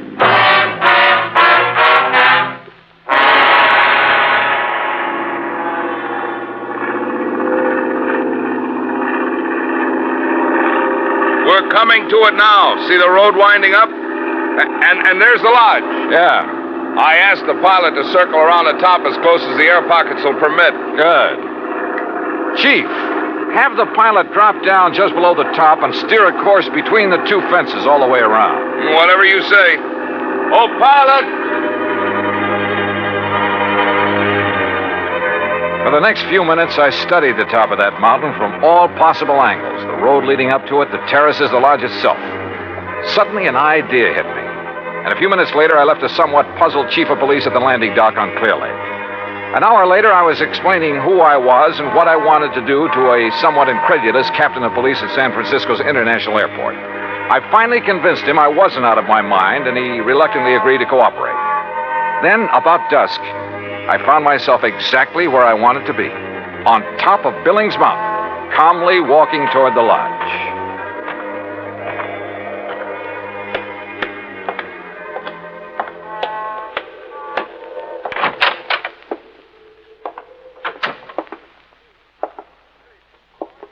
Good evening, Mr. Billings.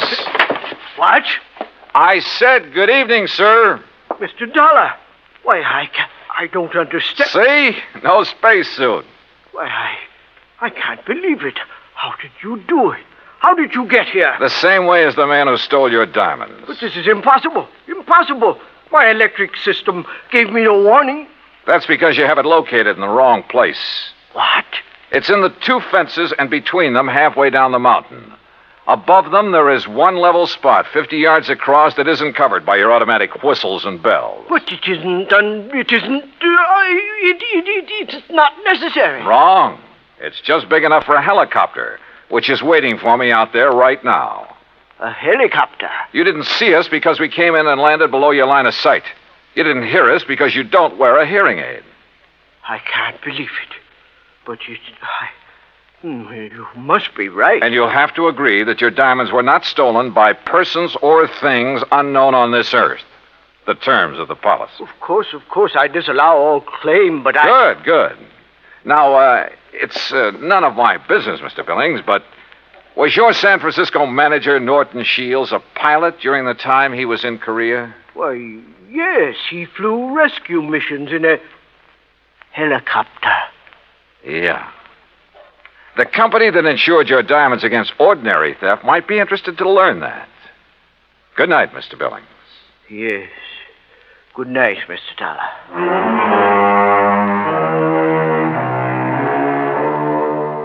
You know, in some ways, I felt sorry for him. He'd spent millions of dollars to insure his diamonds and his privacy. Came a real showdown, and it turned out he had neither. Oh, he'll get his diamonds back, sure, and probably buy some more. But privacy, with or without money, is a pretty hard thing to come by. At least in this man's world. Expense account total, including incidentals and transportation back to Hartford, $284.30. Yours truly, Johnny Dollar.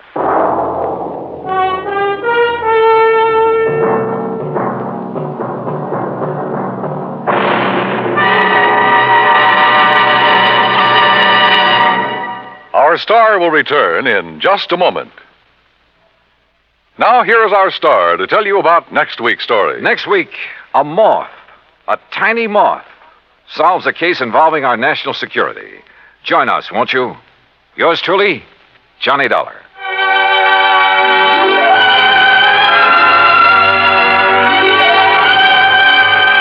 Yours truly, Johnny Dollar, starring Bob Bailey, originates in Hollywood and is produced and directed by Jack Johnstone. Today's story was written by Alan Botsey. Heard in our cast were Edwin Jerome, Paul Dubois, Frank Gerstle, Junius Matthews, and Marvin Miller. Be sure to join us next week, same time and station, for another exciting story of yours truly, Johnny Dollar. This is Dan Cubberly speaking.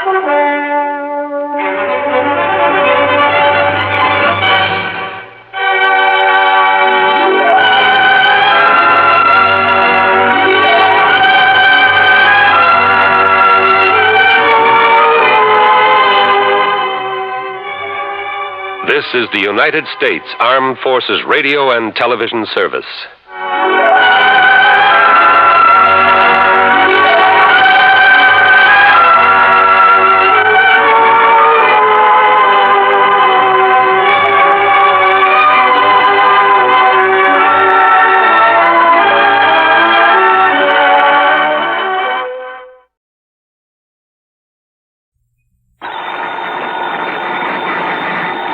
Johnny Dollar. George Reed here, Floyd's of England. Hiya, George. Johnny, I just received a frantic call from Mr. Alvin Peabody Cartwright. Isn't he always? What? Isn't he always frantic? I guess you have a point there. Yeah, how is that eccentric, absent-minded, sweet old character? Well, frantic. You said that. But as you know, he's one of our most valuable clients. Yeah, because of those nice fat insurance premiums he pays every year. Exactly. So it's important that we never hesitate to serve him when he calls on us. So what goes? He wants you out on the West Coast immediately. Oh, why? Well, he didn't say, as usual. You know how he is about these things. Oh, yeah, I know. The last time he called, it was about somebody who was trying to murder him. Exactly. But the time before that, it was just to give me a Christmas present. I know. Okay, George. His place in Beverly Hills? No, he's up in Santa Barbara at the home of a Mr. Rockland Rockwell. Rockwell. Also a client of ours, also extremely wealthy. Well, good. Maybe I can drag down a nice big fee on this one. Also, Johnny. Yeah? If this thing involves Mr. Rockwell rather than Cartwright, well, believe me, it may be plenty serious. Oh? Okay, George. I'll be in touch.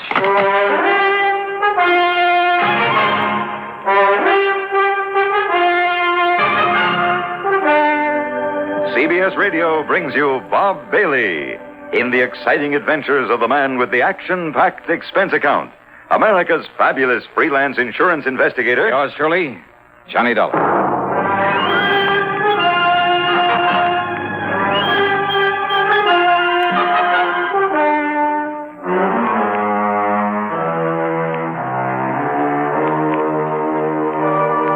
Expense account submitted by Special Investigator Johnny Dollar.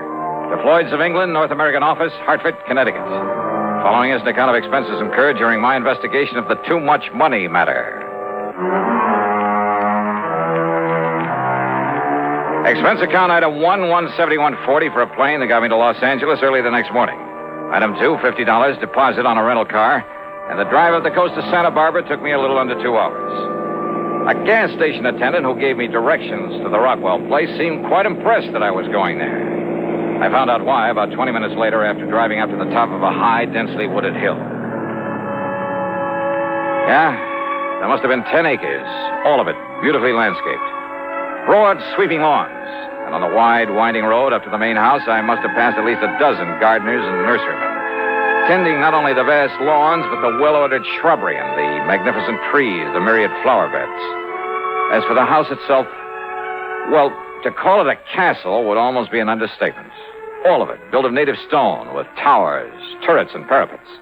And purely incidentally, there must have been 7 or 8 expensive cars parked in the driveway.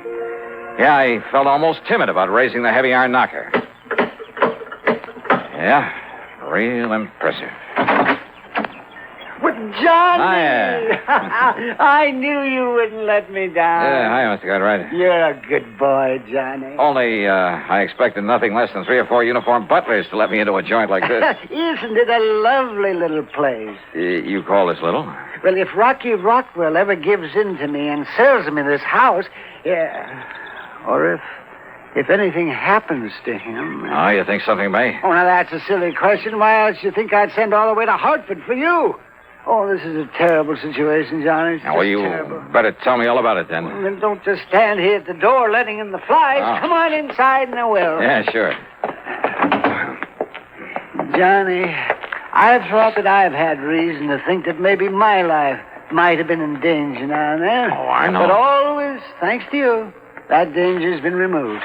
But in the case of Rocky here, and he's an old friend.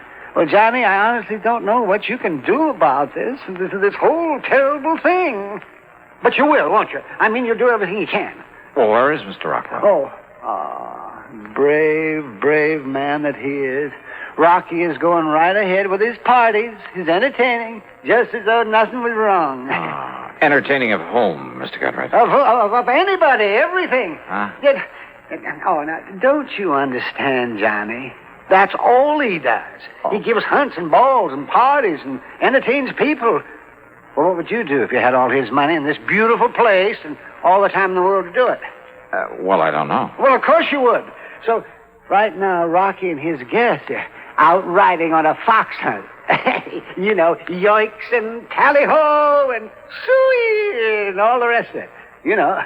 Oh, yeah? Yeah, just as though everything was all right. But it is. Oh, no, it certainly isn't.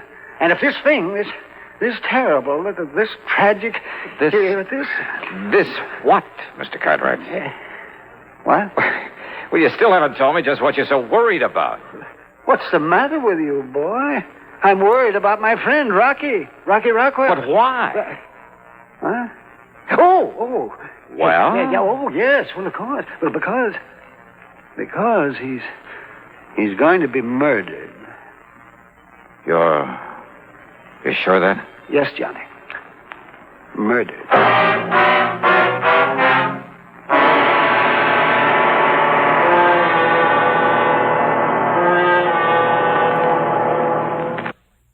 And now, Act Two of yours truly, Johnny Dollar, and the Too Much Money Matter.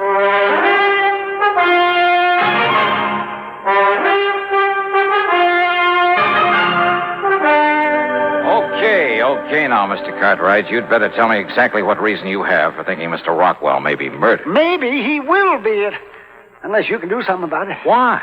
Well, Johnny, I'd rather he told you about it after he and the rest come back from the fox hunt. Well, look, if this is such an emergency... Of course it is. Okay, then. First, I want to show you around this lovely little house. Huh? You know, to see what you think of it, in case Rocky does decide to sell it to me. Oh, now, wait, Mr. Cartwright. Or, heaven forbid, in case something happens to the poor man. But if it's so urgent that I get to work on this case, I told you it is, didn't I?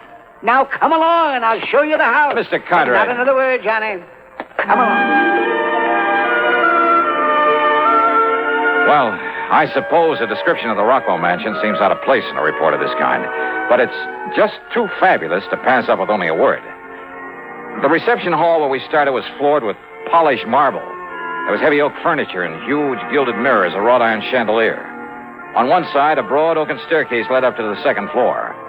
The living room, the main salon, well, it must have been 80 feet long, with a 15 or 16-foot ceiling, full-length French windows, and a tremendous granite fireplace with a slab of finished oak for a mantelpiece. A thick, lush oriental carpet covered almost the entire floor. And then there was a music room with not only 2 concert grand pianos, but a full pipe organ. The main dining room could have seated at least 100 people. And there was a morning room with walls of patterned silk instead of wallpaper, a couple of private little sitting rooms. The library must have held literally thousands of leather-bound books on mahogany shelves that reached from floor to ceiling. The den, in addition to a study, was paneled in richly green walnut. So was the billiard room in the huge basement. As for the bedrooms, I mean the 5- and 6-room suites on the second floor. Well, why go on? We ended up back in the den. Or maybe it was only one of the dens. Well, do you like it, Johnny? Wow. Well, now, what does that mean? After all, I may be able to buy it for only $2-3 million. Unless, as I said, Johnny. But why, Mr. Cartwright? Why do you think he's in danger? How should I know why? And why should I be bothered with trifles like that when they... Oh, look. Huh? Look. I see. Here they come. They're riding gaily over hill and dale. They're returning from the hunt. Oh, Mr. Rockwell's with them? Of course he is. So, Johnny, you stay right here. Well, now, look. And I'll go out and fetch him to come in and tell you everything. Well, Mr. Cartwright...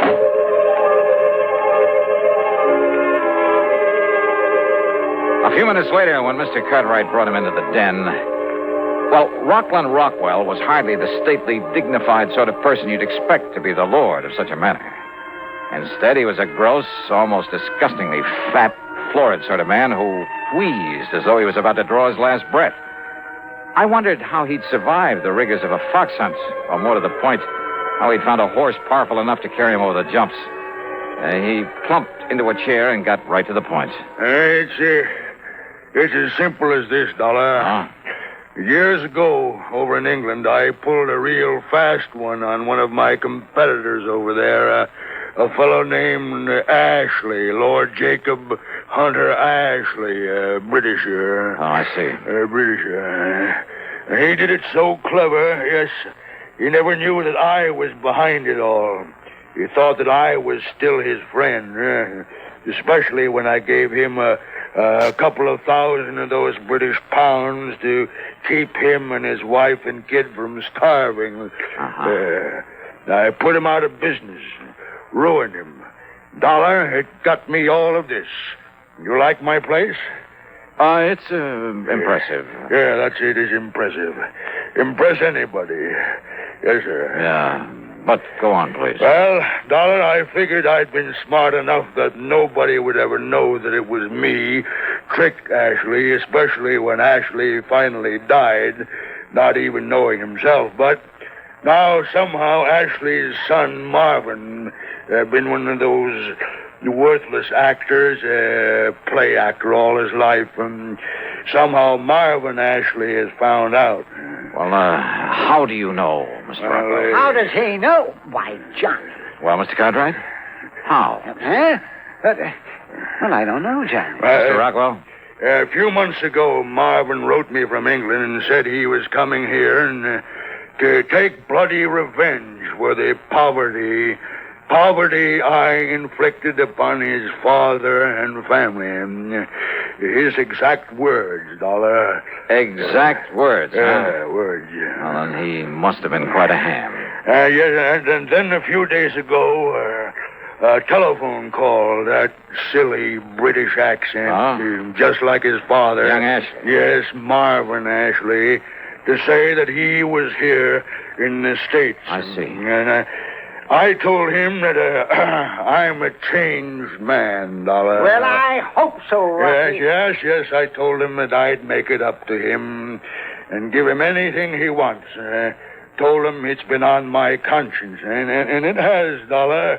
Yeah, Dollar. I'm sure it has. But he told me that he's coming here, that he's going to kill me. Rocky, for what you did, I don't blame him. I know. Yes, well, if I'd have known such a thing about you... I know.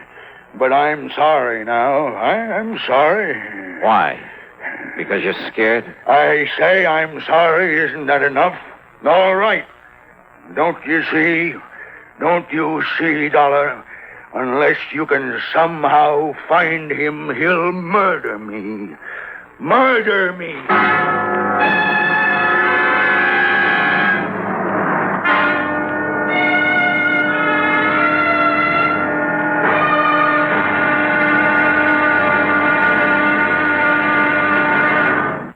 And now, Act 3 of yours truly, Johnny Dollar.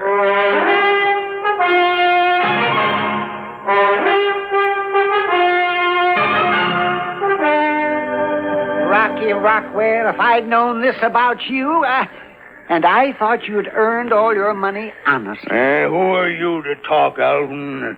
Did you earn yours honestly? Well, of course I did. I inherited it. Oh, now look, All gentlemen. right, Dollar. Maybe I was wrong. Maybe Ashley is right in wanting to kill me, but it's your duty to see that he doesn't, whether you like it or not. Okay, maybe so. At least until I can get the police here. The police? And expose me for what I am? I mean for what I once was? Maybe you were right the first time. Attaboy, Johnny. I'm with you. Why, Rocky... You shut up, Alvin. Now, listen, Dollar. Marvin Ashley could even be one of the people here in my home right now. You mean you don't even know all your house guests? How can I? There must be 20 of them. 20 or more. Sure, some of them are friends, but some are friends of friends, or friends of friends of friends, or I entertain people all the time. Everybody knows it, so Anybody comes who wants to. All this so you can show off your wealth. All right. So what if it is, eh? How much do you know about young Ashley? His looks, his build? Nothing. How old is he? Well, he could be 35 or 40 by now. Well, if he hasn't shown his hand, made any attempt to get at you... If he hasn't yet, then he will. And if he's here now, you've got to find him. Well, Dollar? I'll give it some thought. I didn't like this because I didn't like the man Rockwell. But a job's a job, and after all, I was on assignment. There were nearly 30 people at dinner that evening, and Rockwell made a good host, even though he didn't know the names of half of them, and he gave no sign that he suspected any of them. Nor did I. Nor did I see anyone who looked or sounded English, much less like any actor I've ever known. After dinner, Rockwell took me aside. Well, Dollar, is he here? Have you spotted him? No. Well, but you've got to, boy. Because the more I think about it, the more sure I am that he must be here by now. Maybe not. So you've just got to stay with me all the time, every minute. Now, look, Mr. So Rockwell. come along. Gibson, Stratton, Edwards, and Peterson want to play some pool down in the billiard room. Gibson, Stratton? Well, you met them at dinner, so we'll play some pool and get better acquainted with them. Well, look, I'm afraid I'm a little rusty. Come along, Dollar, because don't forget, if Ashley is here under some other name, he's going to stay close to me, too.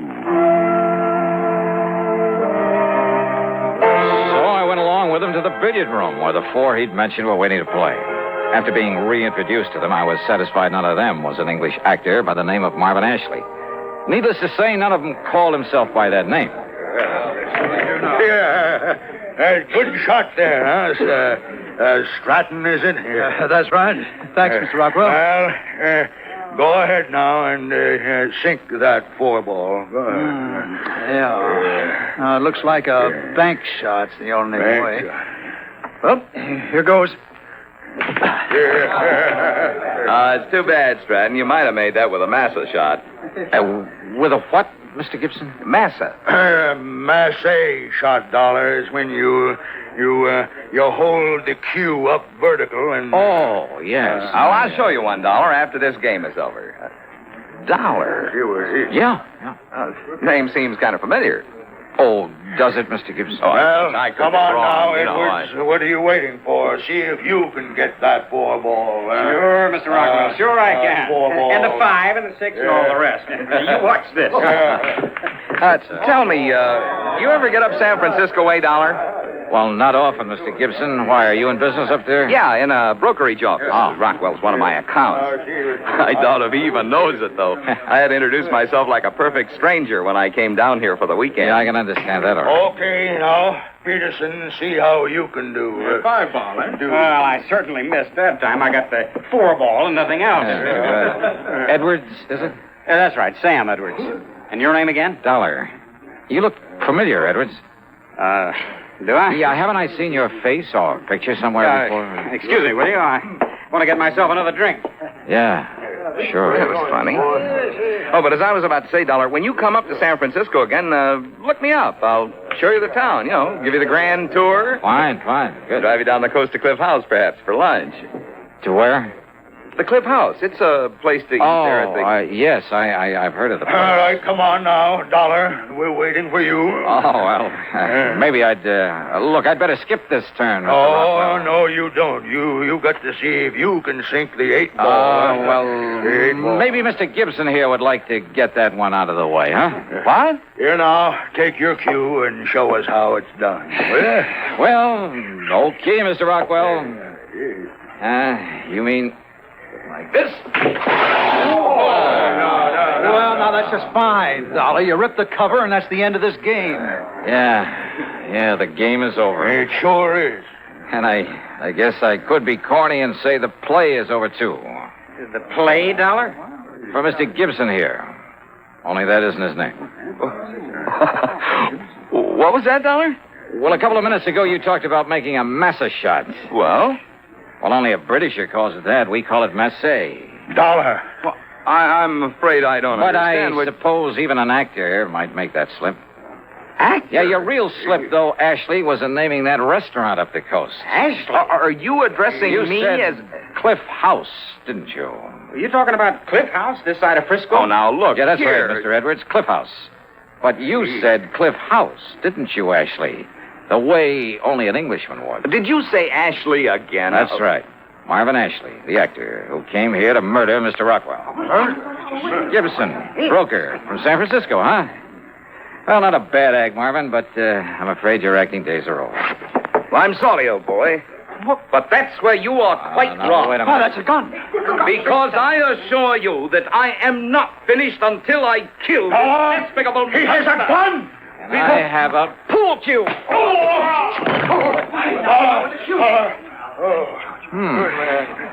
Not as rusty as I thought.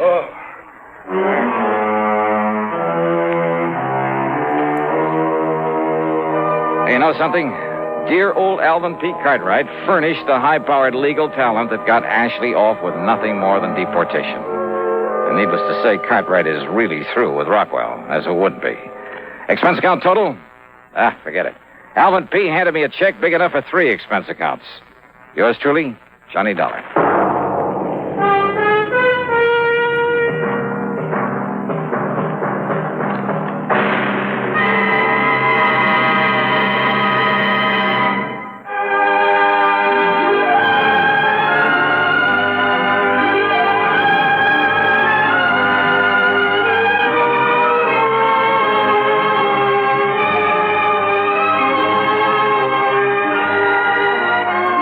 Truly, Johnny Dollar, starring Bob Bailey, originates in Hollywood and is written, produced, and directed by Jack Johnstone. Heard in our cast were G. Stanley Jones, Howard McNear, Chet Stratton, Marvin Miller, and Sam Edwards. Be sure to join us next week, same time and station, for another exciting story of yours truly, Johnny Dollar.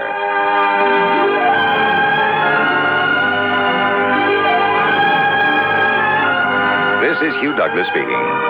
Johnny Dollar has come to you through the worldwide facilities of the United States Armed Forces Radio and Television Service.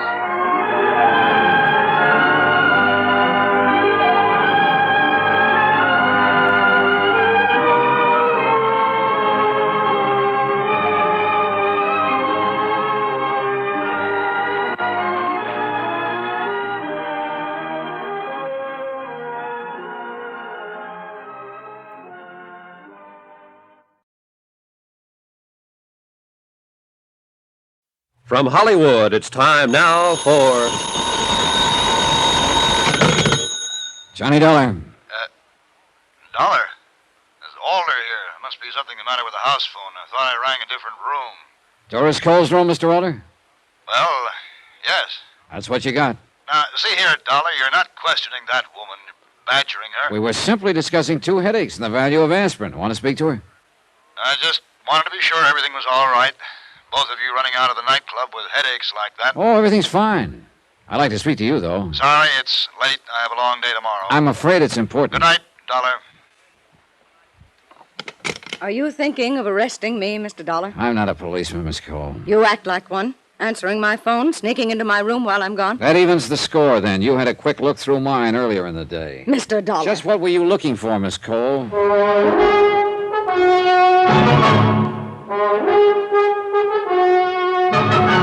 Tonight, and every weekday night, Bob Bailey in the transcribed adventures of the man with the action-packed expense account, America's fabulous freelance insurance investigator. Yours truly, Johnny Dollar.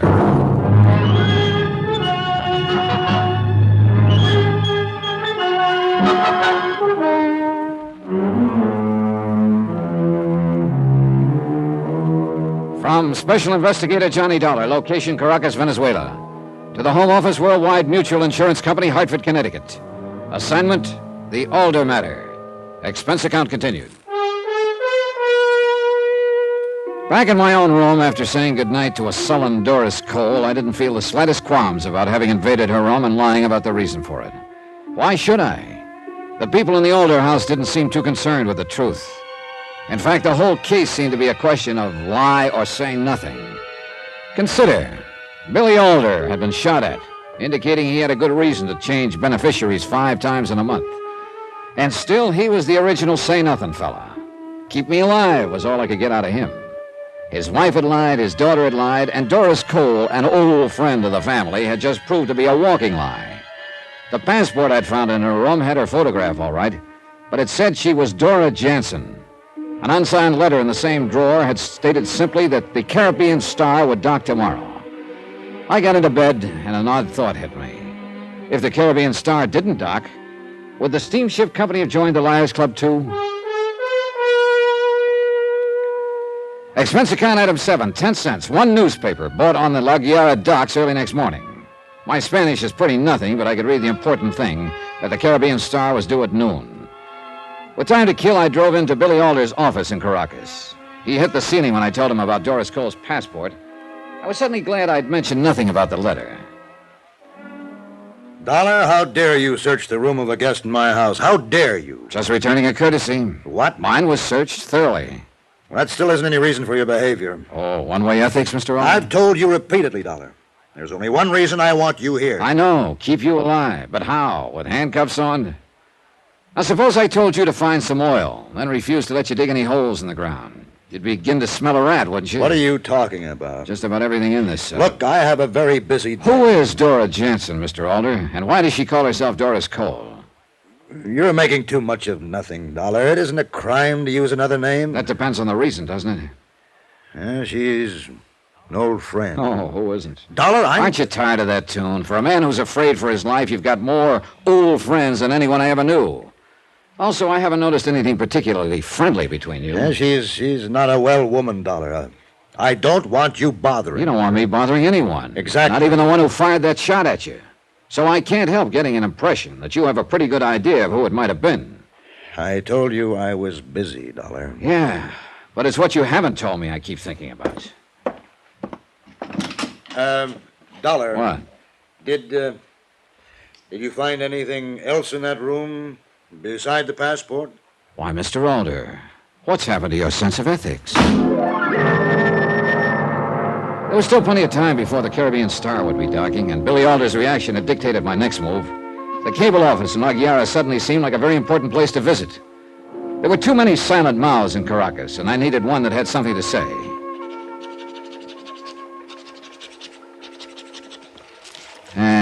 Okay, miss. You can take this now. Si, senor. How you like this to go? Don't spare the horses. Okay. Cable, rush. Si. Victor Kelly, World... Yeah, I know my lousy handwriting. Here. To Victor Kelly, Worldwide Mutual, Hartford, Connecticut, USA. Si? Want all possible information, Dora Jansen, a.k.a. Doris Cole, U.S. passport, 19B67943-11, signed Dollar. And your address for the answer? I'll pick it up here. As you wish. And lady, please. No, senor. Don't spare the horses. It was still early when I reached the waterfront where the Caribbean Star would soon be docking. There wasn't much point in watching the incoming passengers. I didn't even know who I was looking for. So I found a spot at the pier entrance where I could concentrate on those meeting the passengers. Here I made a grudging concession to all movie detectives. Item 7, another 10 cents, another newspaper to hide behind. And you know something? It works fine. Doris Cole, or according to that passport, Dora Jansen, was nervous, excited. And it was no trouble to stay close behind her as she met a passenger, a short, nondescript man in his late 50s. When they jumped into a cab and hurried away from the pier, they were closely followed by a man clutching an unread newspaper. Me.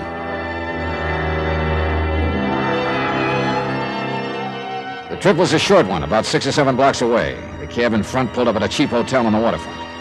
I circled the block once, got rid of my cab, and wandered into the dismal lobby. The fat, sleepy clerk made a concession. He opened one eye.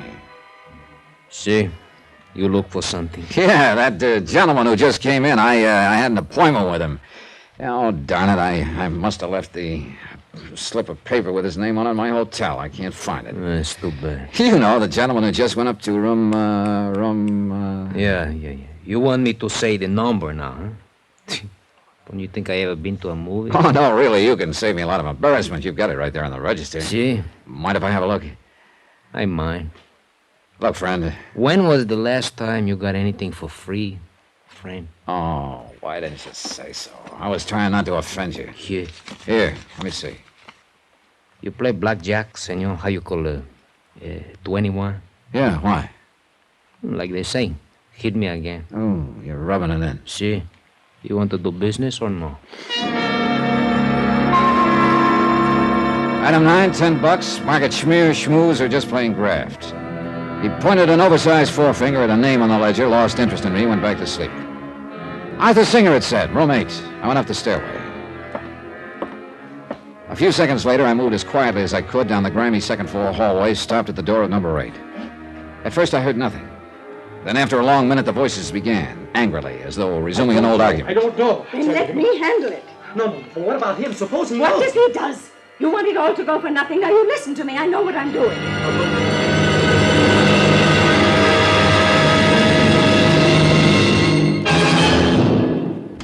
5 minutes later, I was back in the cable office getting a second message off to Vic Kelly in Hartford. It was a request for anything he could possibly dig up on Arthur Singer. I didn't hope for too much because it would probably turn out to be an alias, but it was an angle I couldn't afford to overlook. You're not back for answers so soon, senor. Oh, no, I just want you to get this one off. Same fella. And same way, no spare the horses? That's it. And thanks. It's nada. Oh, senor, I want to ask you something. Shoot. Your business partner, did I do something to displease him? He seemed so angry. My who seems so what? Well, he was so nice at first, but after he read the message... Wait a minute, hold everything. First of all, I have no business partner. Oh, then I make terrible mistake. Oh, just tell me what happened. Well, this man, he come in less than a minute after you leave, was very nice. Yeah? Said he was your business partner, that he just leave you. You were worried because you forgot whether you say something in the message you just sent. Then you asked him to check it for you. He seemed to know what he was talking. So you showed it to him. Then? That is when he got so angry. He just put it down and leave. What did he look like? A little less tall than you, and he have gray hair. Eyeglasses? See, eyeglasses. Gray suit? Si, senor. Gray suit. You know him? I'm beginning to wonder if anyone really does. I am so sorry for my mistake, senor. Oh, forget it. It wasn't your fault. Just send that second message. Si, senor. About the answers. Send them to me at William Alder's house as soon as you get them. Maybe we'll read them together. Sure. Billy Alder was my new business partner. Alder, the original close-mouthed fella. But it looked like there was nothing wrong with his brain or his eyesight. Then suddenly I didn't mind that he'd read my message to Vic Kelly, because a frightened man usually reacts at the extreme ends of the scale. He'd been at the let's do nothing end. Maybe he'd now go the other way. There was one more step I could make on the waterfront, so I made it. My credentials presented at the steamship offices got me a look at the passenger list of the Caribbean Star.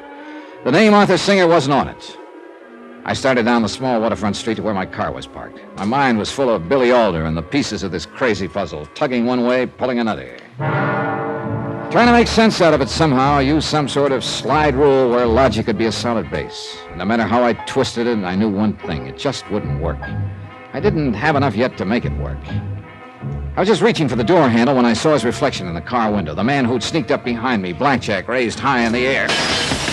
The blackjack was just insurance. He was tough enough without it. I finally worked up to the side of the car, managed a half Nelson, and let the car door workers my blackjack. 5 seconds later, an officer came rushing up, and 5 minutes later, I sat in the office of Jefe Velasquez, chief of police. You feeling all right now, amigo? Yeah, sure. What did you get out of that blackjack artist? Just what I expected. Still won't say who hired him, huh? You have to understand this kind of fellow, amigo. I do, huh? What I mean, he's asesino pequeño, you know? Cheap hood, mobster? Si. For extra $2, maybe 3, he would blackjack his mother. He claims he does not know who hired him, that he is to get his money in a letter. That went out with spats. Okay? I say he's lying. Of course, but he will stick to the story because he knows he will get the same sentence whether he tells or he does not. A cheap hood won't usually cover for somebody else. This kind does, amigo. Otherwise, he would never be hired again. I'd give a lot for a few minutes alone with him, Jefe. Sorry, Juanito, but I like my job. Just wishful thinking. Not hard to understand. Well... You are leaving? Not getting anywhere sitting here.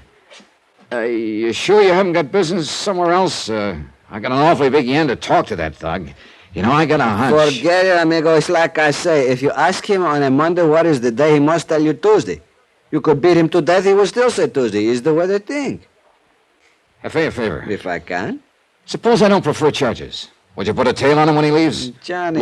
Look, I know it's 1,000,000 to 1 against the hood doing a rough-up without the money in hand, but if he hasn't collected you... Come, amigo, like you say, 1,000,000 to 1. I know I'm grabbing at straws, but just in case, F.A. Come on, huh? Okay. Good, thanks. Hey, where do you go? Back to the cable office. Oh? Yeah. And if a man in Hartford has nothing to say, I've got a permanent seat behind the 8 ball.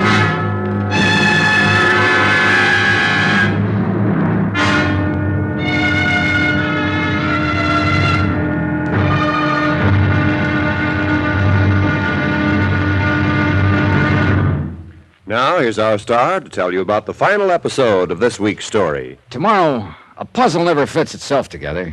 You've got to snoop, pry, and juggle the pieces. And sometimes people get killed that way. Join us, won't you? Yours truly, Johnny Dollar.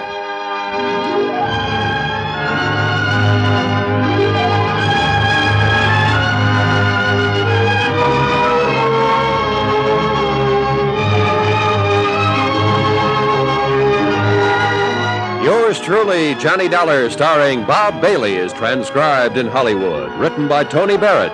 It is produced and directed by Jack Johnstone. Be sure to join us tomorrow night, same time and station, for the next exciting episode of Yours truly, Johnny Dollar. Roy Rowan speaking.